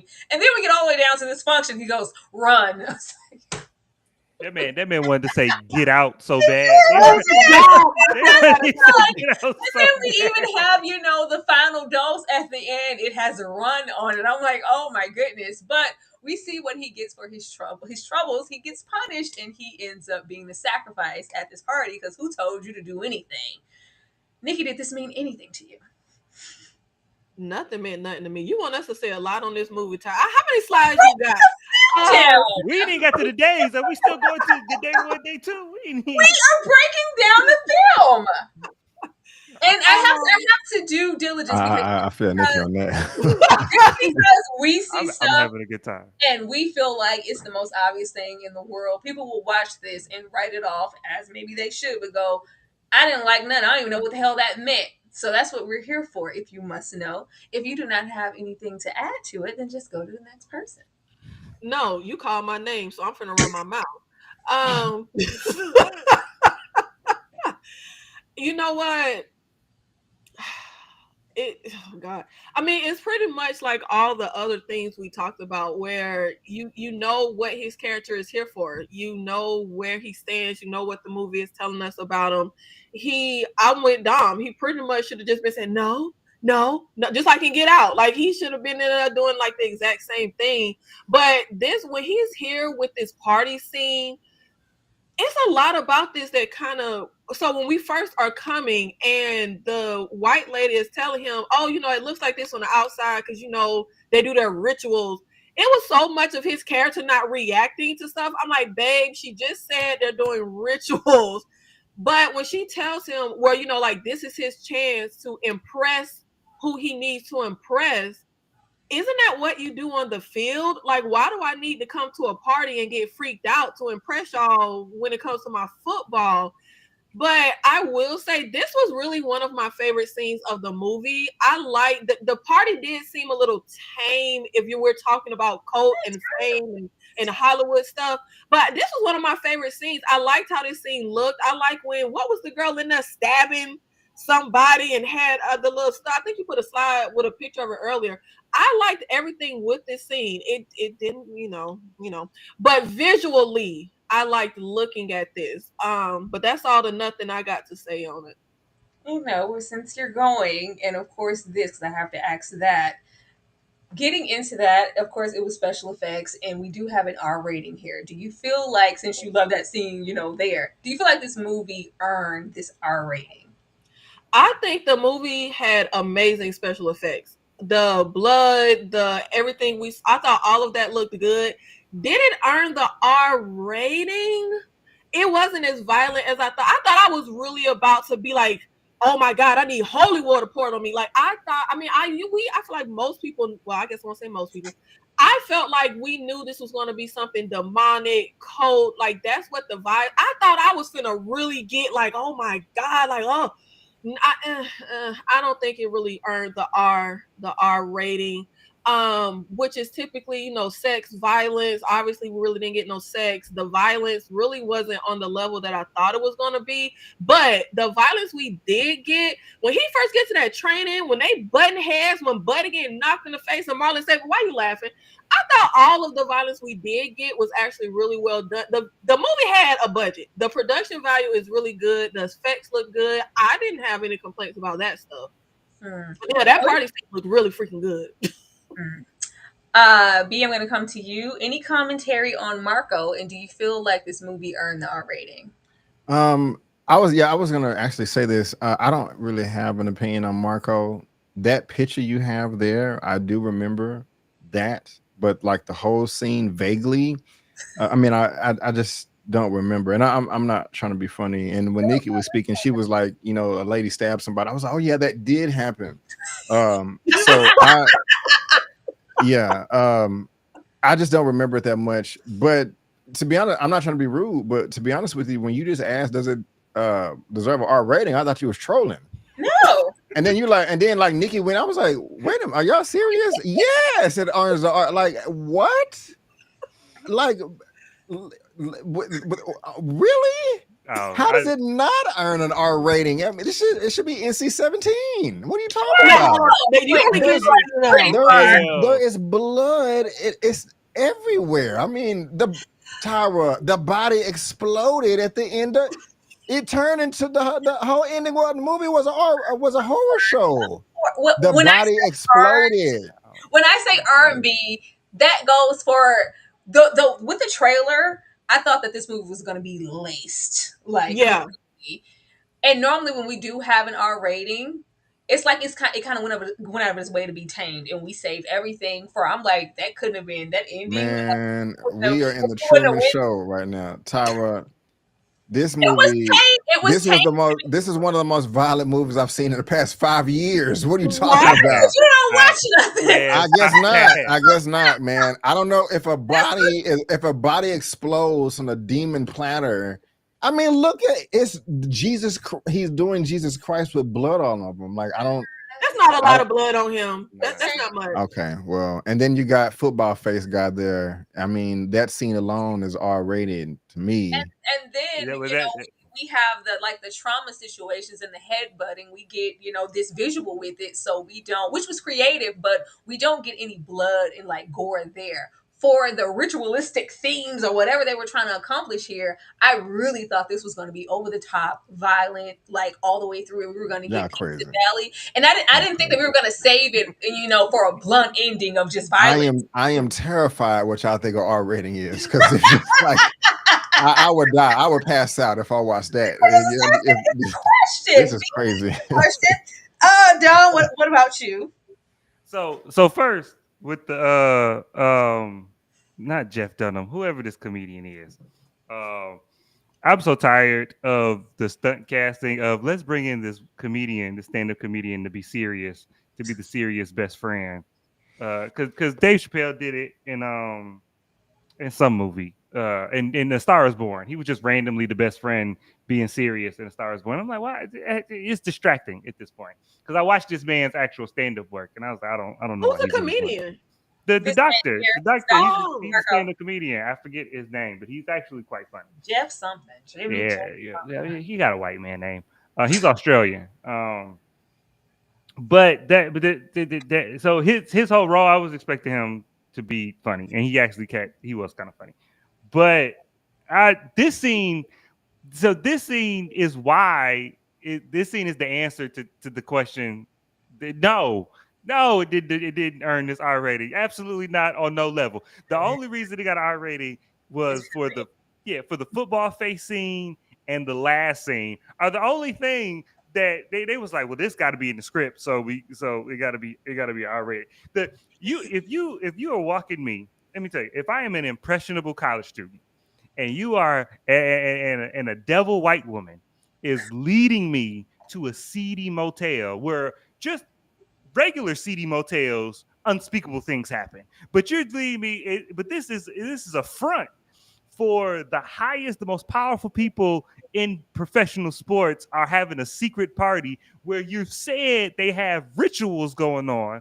I'm expecting the boys level debauchery going on in here. I'm expecting Cam to be so far out of his element that he is overwhelmed with what's going on. Everywhere he looks, it's some weird projectile going into an orifice. Like, I'm expecting the wildest thing going on, and then it really wasn't. It was a lot of cussing. That's where the R rating come. It was a lot of foul language, and we didn't get no sex. We had a whole party with this woman's wife, and the most explicit scene we get in this movie that's not violent is Marlon deep throating a pistol. That is the most R-rated thing that happens in this movie. I forgot all about that.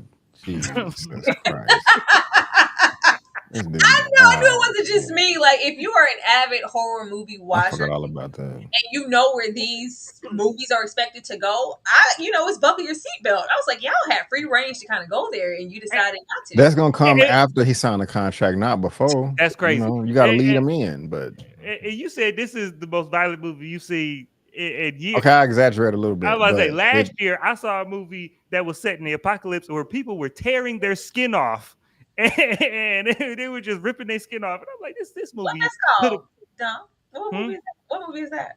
It's called Damned, or it was something with Samara Weaving running away. You know how she be. Oh, okay. Is that the one where they couldn't talk? Yeah, it Like, was good. oh yeah, that was Yeah, good. that was Yeah, good. yeah, violent. B, I'm gonna come to you first for All these right. 2 chapters here and what they meant to you. Of Two course, we have the fun, and all I got out of that is we're gonna give you this. We're trying to do brotherhood with Marlon, but we getting making sure he gets this combine experience, and it's degrading. And he called him a big yellow N word. I was like, okay, I know where we're going here. But of course, it's mirroring what we always think. Well, what I think when we're getting into football, it's kind of dehumanizing when we have to go and sit and strip down and we're sizing it up. It's giving slave auction. And then the poise situation, of course, that's us just getting him further and further away. I think that's when he gets his first injection. And I think it was supposed to, say something about, I'm sure y'all know more about free agents than I do, but the desperation was real with this one. They're strong. The force is strong with this one. From what I saw with those men, it looks like since they are free agents, they've been enduring and showing up for situations like this over time and just getting beaten and battered just for maybe an opportunity to say maybe Isaiah give me a one up, maybe I can be a part of the team. So maybe just some commentary on those men in general and things that they endure. I don't know nothing about no free agents. I thought they were a bunch of cucks. I mean, like you're signing up for this. Come on, man. Like I this was one of the more uncomfortable scenes for me. Like, and then not only that, they led me on to think that what was his name? Caleb Cade or Cameron Cade, had that he was saying, I like this reaction at first, like, oh, hey, what's going on? What is this?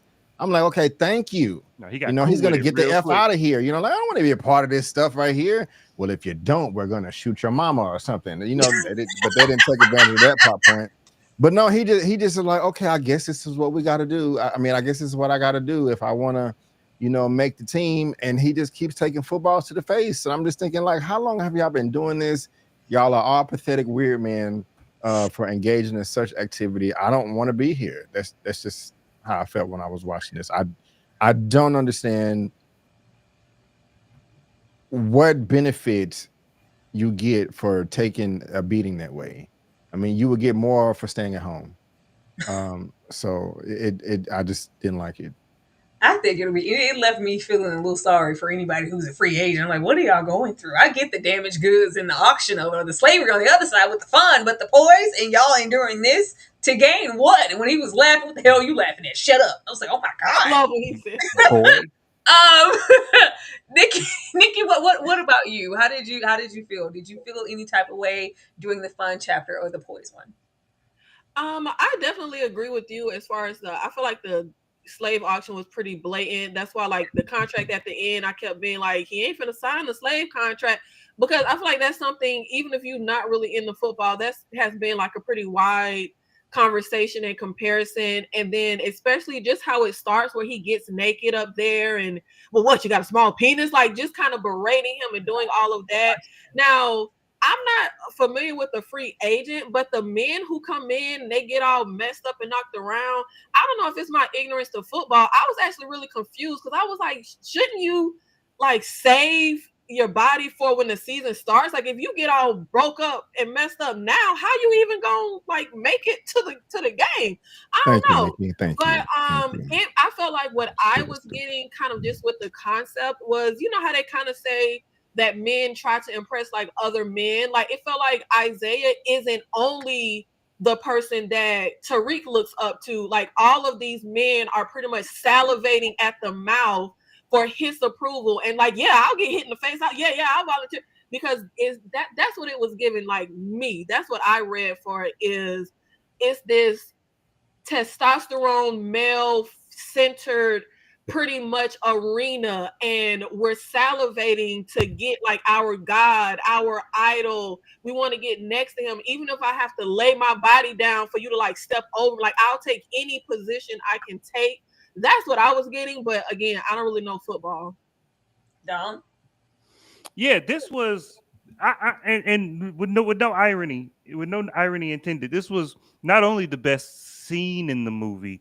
I felt like, and I just noticed you put fun and poise. I didn't realize that they were the name of the chapters. I was like, you remembered the name of the chapter. I went back. Okay, we're nothing if not thorough. I was like, oh, I thought these were just fun little themes that you put in there. But I thought that when I was watching this, I was like, oh, this was the initial idea he had. Like, this was the idea he had, and then he tried to build a movie around this scene that popped up in this man's head, because this was, to me, the most well fleshed out part of the film, in the sense of like everything that Nikki said about the cult of personality and them just wanting to be around this man and wanting to be approved. This is, I mean, taking a football to the face is the exaggerative part of it, because we're watching the movie and it's heightened reality. But that's how. Have you seen football fans? Have you met football fans? Sports fans, period. American sports fans and basketball and football, and not all of them, but every fandom has they weird people, and these are weird men who would do anything for, and that's why. And let it be Tom Brady, let it be prime time, especially in his prime. And you get around these men, and they would, because they gonna leave there, and for the rest of their life, they're gonna talk about how they played with Isaiah White. That's how for 30 years they're gonna tell their son, yeah, man, this one weekend I played with Isaiah White and it got real intense. And not everybody could do that. We can't everybody hang like that.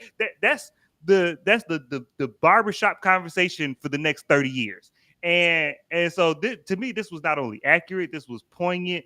This was, to me, the inception of the idea that birthed this whole film. It just didn't all come together in every other arm. Yeah, now that I'm reflecting, this was probably the scene that I enjoyed the most too, along with what we get later with the mock press conference situation and Cam really getting in his feelings. Then, of course, we get into leadership and resilience. And this is like really, I guess, like when we get the bulk of like Marlon really trying to like deliver and act, and it was giving not only just like ridicule, but like it was like his inner subconscious talking. You ain't ish, boy. You ain't your daddy. Da, da, da, da. You know, there was all of that. And Cam really having to suppress whatever he was pouring out during the poise era. Because what you mean is he okay? We're not here for that. If you're going to be QB of any team, you can't care about damn near your fellow teammates, anybody on another team. We have to do that. And then that's when you see him get that initial, I think maybe second or third shot, and we're just all revved up. And yeah, boy, and boy, that's when the black sick came. No, that's not right. But that's when he really turned up and was delivering the bravado, because we're getting closer and closer to that Isaiah energy and matching that blood. And then, of course, the next one with the resilience, that's when he's absolutely solid, because he's injecting himself at this point and, doing the deprivation chamber himself and really becoming what Isaiah is representing. And, of course, he's intensifying. That's when we get the Glock 3000 with the gun and that there. And even here on this field in the shooting, because, you are a formidable opponent. I'm really going to have to duke it out with you. And I'm nervous because you could take my spot. And we have the on the nose more conversation that we get here on this field. Dom, I'm going to come back to you. I feel like at this point Marlon was having a good time. He was like, "I'm just here now to have a good time," and so we're gonna do what we gotta do. The shooting scene irritated my soul, because it's the scene at the time I leaned forward when he shot the mascot, the costume thing, and we started to move. I literally leaned forward in my seat because I watched this in the theater. I didn't watch it like y'all did, and. But then when the movie ended, I thought back and I was like, oh, we didn't deal with that at all. Like this man killed somebody, and they didn't play into like what you're willing to sacrifice, the lengths you're willing to go for this. You just killed somebody, and I didn't let you know that you killed somebody. So what was the point of making you kill somebody? Like, what are we doing? What are we doing? I just wanted to make sense. That's all. I don't know. I said the same thing. I was like, I was just like, oh, Cam, he's not giving a damn, because he was already having the kiki about the white woman. He almost choked out the crazed fan, almost killed her. And it's funny. As a matter of fact, I'm going to shoot this person, and I'm going to do it head on, because I'm going to be the new QB. B? I'm like Dom. I don't know. I don't. I mean, yeah, they was there, but I don't remember what they was talking about. Bottom left, like Marlon, I was like, okay, that was some good acting right there. And then the top left, I'm like, he's bleeding. The shooting thing, yeah, I would have forgot, bro. You just reminded me that it didn't make any sense. I'm just, I think that was like the third time I looked to my left and was like, what the F are we doing? In this movie. I'm not trying to be rude. I just don't have much left. It's fine. I love that you guys like completely checked out because it says a whole lot about the film. Like, cause you try. This is not something that you don't want to support or check out of, but you didn't give anything. I'm going, Lord, Nikki. Yeah, I don't know if it's around this part. I've been waiting for you to put the slide up, but is this around the time Buddy was bench pressing in a suit? Like Why? That was right Man, I before. don't even remember that. You gotta pick No, that was right about, I think, here when we really, from what I felt like, got the best acting out of him, and we realized what we already knew, of course, but what he's really in it and doing it for, and the family and all that stuff. And we referenced the dad. I don't know what the close-ups were with referencing the dad and what they wanted us to do with that. It was a poor stylistic decision.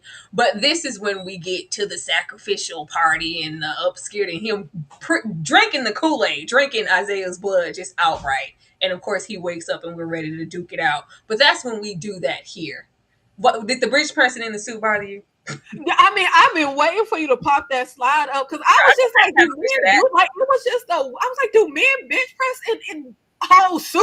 It was crazy. But okay, I agree with B as far, well, he can't really remember nothing. But when he talked about Marlon acting, see, I do love when he grabs his helmet and he's like, that was one of the highlights. But I also, when we're also talking about that scene, one place where it is still on the nose, but the symbolism kind of worked for me, was them staples in his head, pretty much kind of mirroring, I don't know what it's called, but the little things on a football.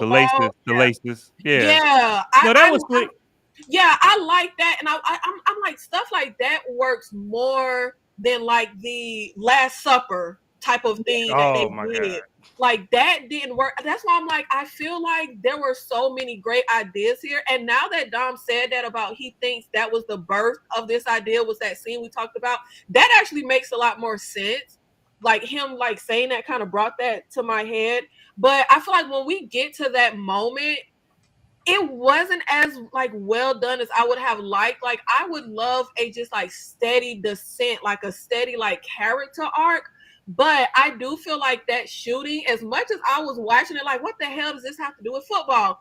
I feel like that's supposed to be the moment, or one of like those moments around there where we're seeing him slowly getting the demon night blood into that key, and he's slowly no longer just the Cam K. Now he got the blood with, like Tyra said, I think what Tyra said earlier, where he attacks that white lady. The Cam we met wouldn't have, he was sitting there, he was feeling that, like he was enjoying choking that lady.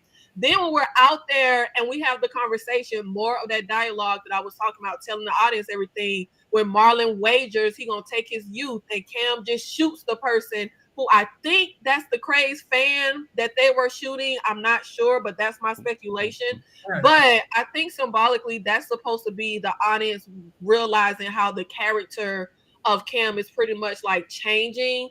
And in that scene also where they're out there on the field, we see more of like Cam really having that aggression when he's playing with them, and he's like, you gotta be a killer. You gotta be a killer. Whatever Marlon was saying. I can't remember. Pick your man up. Pick him up. Like, like he was really starting to like get into it. And so I feel like that stuff, I get what they were going for.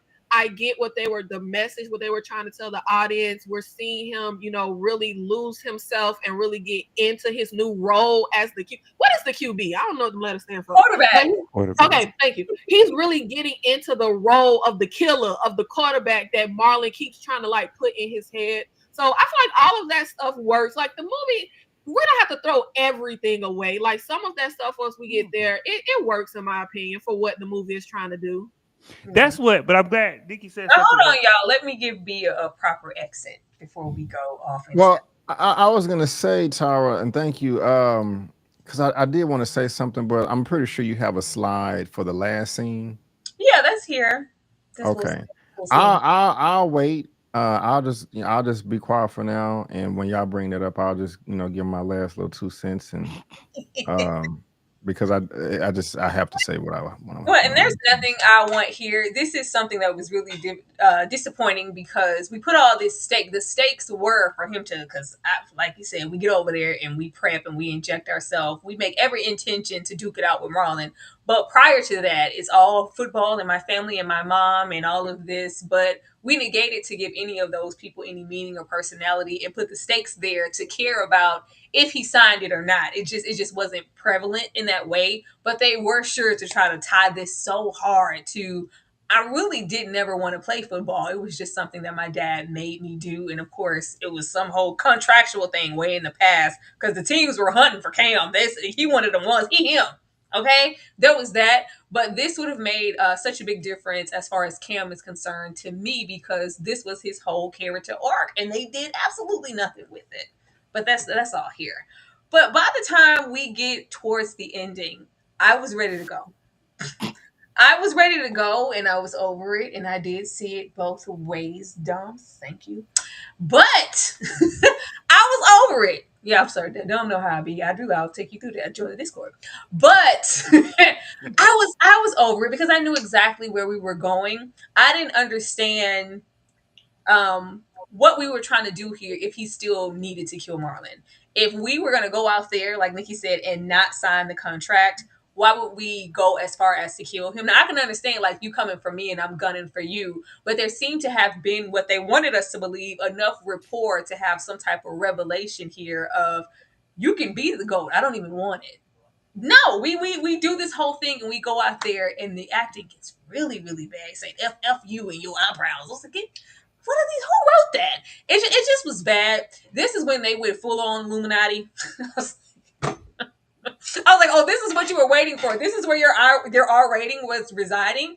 I was over it. They had already fed it to us. They act like they flipped something on us. Like, yeah, I was feeding you the blood this whole time. You had no. We knew all this time. We were not surprised at your agenda, Marlon, and what you were trying to do. And that it was your blood that you were injecting and drinking and giving you this to match, so we can duke it out and it can be on an equal playing field. Because I'm going to show you that I'm the GOAT and we've been doing this for generations and years. It's required to become the GOAT. That was understandable. Once we got out here and he decided to just be baby Jesus, we even went, I think, in a scene like before he gets out here, like his cross is standing, up, and then when he upside down, and when he comes out here and he's holding it down, it adjusts. I was like, what? And it's right side up. I was like, what are you doing? What? This was just such an anticlimactic situation. It was very predictable. It was comical. It felt like a really tragic SNL skit. I just was very upset with the ending and more upset that we got all the way here and I didn't care who the GOAT was. I didn't care for Cam's decision and I didn't even care if Marlon died. I was just ready to walk out of the theater. B? Yeah, I agree with everything you said. Times 10. This scene alone deserves bleach, Comet, and any cleaning product. What adding on to what you said was at this point they also remember they threatened his family. They said, you either sign the contract or we're going to kill your family. Why would you threaten somebody's family when they have a weapon and you don't have a weapon at all? Like, you would think that you would have at least a pocket knife and a gun, some guards around, but you've enclosed yourself in this area, and the only person that has a weapon, you threaten the most important people in his life, and he just goes around and murders everybody. While half the people are reacting to it and some are not. I mean, Jesus Christ, like, I know this is like some type of cult thing and maybe they do this every Tuesday, but when you have half of the people running, oh my God, he's crazy, but you still have the cheerleaders, and the other people just kind of just standing in place watching other people get murdered, and they're just standing there and their faces are blurred out, and like you, I'm just like, what is this? I am ready to go. This is stupid. This is dumb. It doesn't make any sense. And I just had the whole threatening and you don't have a weapon to defend yourself. I mean, like, I don't. That was the icing on the cake. I was metaphored and symbolic out. I'm just ready to go. and then we have him drag I think it was his agent out into the pentagram, and because we have that beast behind him, that Yeah, white thing, and got the explosion. the beast, and like, no, I'm gonna feed you your own. I'm taking back autonomy and power because I'm Cam.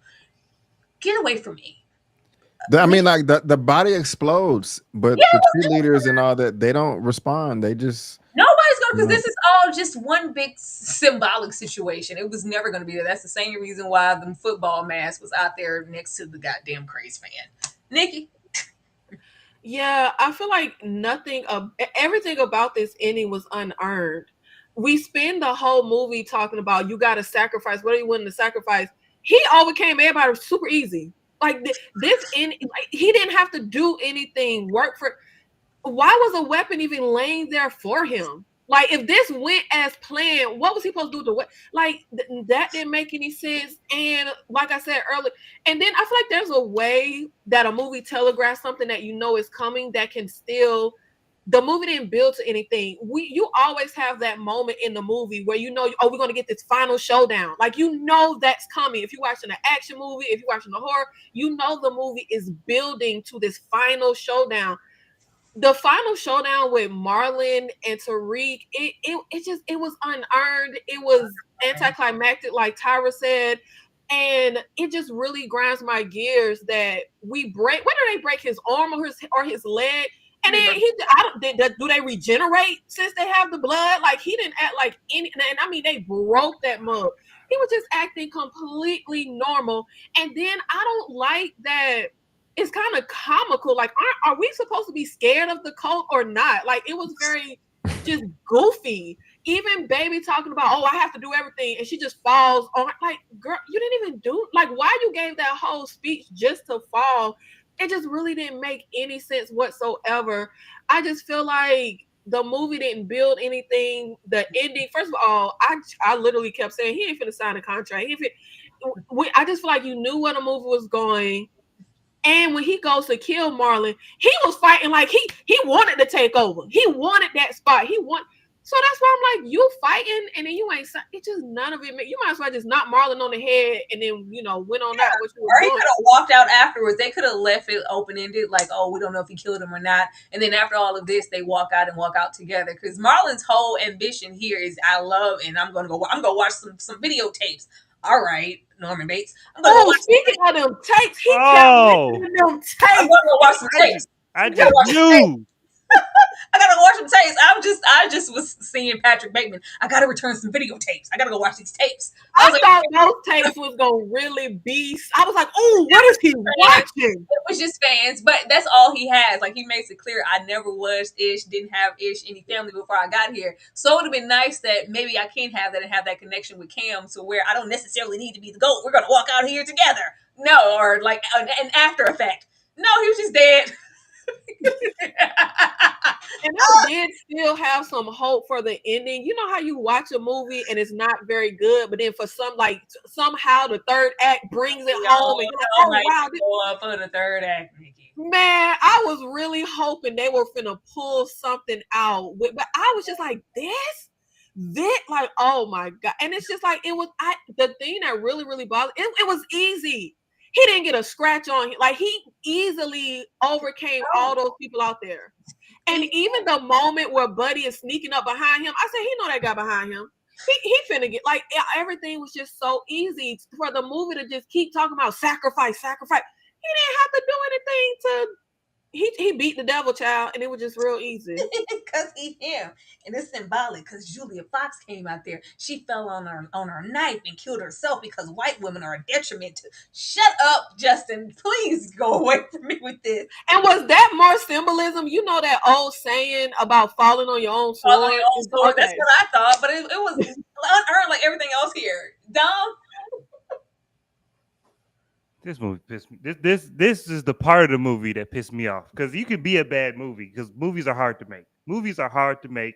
And so a good movie is a miracle. And so, but this was all borderline disrespectful, because you forgot. Because I watch a lot of sci-fi. I'm not as big into horror as like y'all are, but I'm real big into sci-fi. I'm real big into fantasy, and I'm so world building is essential. Whenever you create a new world, you got to create rules, and you gotta follow them rules. So what you can't do is give me a movie who that's 2/3 of maybe it's some ritual stuff. Maybe it might be, I don't know if it's going to be supernatural or it's just really good devotion. It's culty stuff, but I don't know if it's real supernatural or they just believe in the supernatural. And then at the end, you go full on. There's a demon overlord that's who was you sacrificing to that why because when the agent fell in the circle and was held down by the demon that apparently we all are subjected to, that we've never been introduced to up until this point, we didn't know that there was a higher power above the evil white people. And so and so that he just all of a sudden I'm leaving here with something, like it's just ridiculous out of left field.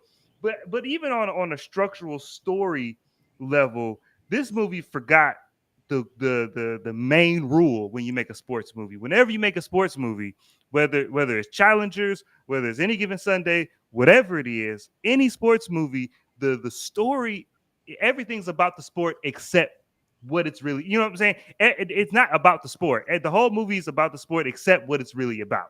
And so, you know, and so they forgot what this movie is about. They actually just made it about football. They introduced all these extra random as concept that could have been interesting, but then didn't follow up on it. So that's why they were pulled in 15 different directions. This movie irritated me so much because why? Because I had so many lore questions. Like, questions. Well, because you tried to introduce all of this cool history, like we've been passing down blood from and it's been here since the beginning of the league. I don't care if it's 50 years. You got 4 years. I would say the league isn't that old. The league is not that old. People are alive who remember the beginning of the league. Like, it's not like the Lions have never won a Super Bowl because it ain't been around that long. I mean, you know what I'm saying? It's just I thought he was about to say since America or something. It reminded me, and it's funny that this was produced by Jordan Peele, so that's why it wasn't edited out, because it reminded me of the end of Us, when I'm liking Us. Us is great, and then he shows us the underground, and he does all this extra explaining of the other side that's too much, unnecessary, and proposes more questions than answers. And you should have just not showed us. Yeah, all of this last scene should have been left on the table. We should have just pulled it out the script. That should have just stayed in your head. We didn't need to know none of that. And is it Jesus metaphor or is it Jesus? Is it symbolism or is it literal? Like, are we doing a Jesus allegory or are we Jesus? Like, you gotta pick a lane and stick to it. But they were just like, we want it all. We want it all. This is it. This is a $100 million 2-hour Hype Williams video, and it irritated my soul. Thank you so much, Dom. Y'all, that was the discussion for all things him. Hopefully you got what you needed. Nikki, I'm gonna come to you first if you want to tell the people what you have going on, maybe about your film. And with our last question, does this have any rewatch quality? I think this has high rewatch quality because the type of audience I always like to rewatch movies that I hate, because sometimes I didn't like Cabin in the Woods when I saw it in theaters, but on rewatch, I love that movie. Like, I don't know, sometimes you just get a different vibe, you get something different. You know, Marlon came out defending the negative reviews, saying none of his movies were received very well critically, but they went on to be classics. Sometimes, you know, you sit with something and I would rewatch it. I don't know. I would.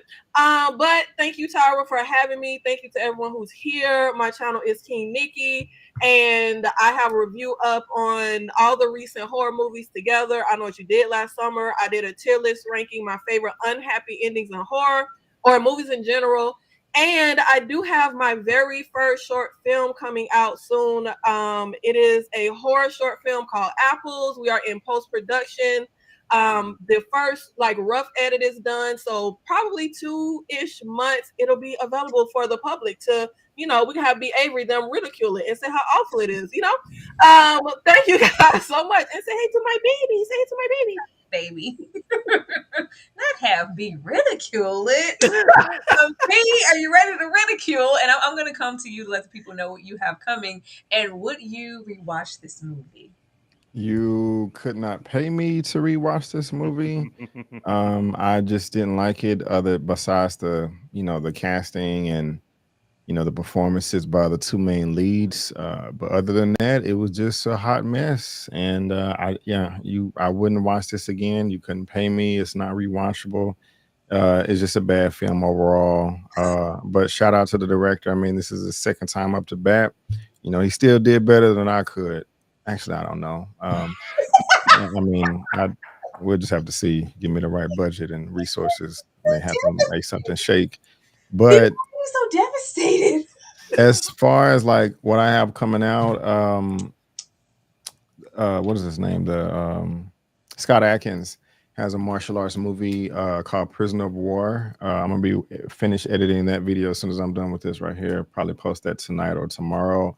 I do have my thoughts on Marvel Zombies that dropped earlier today.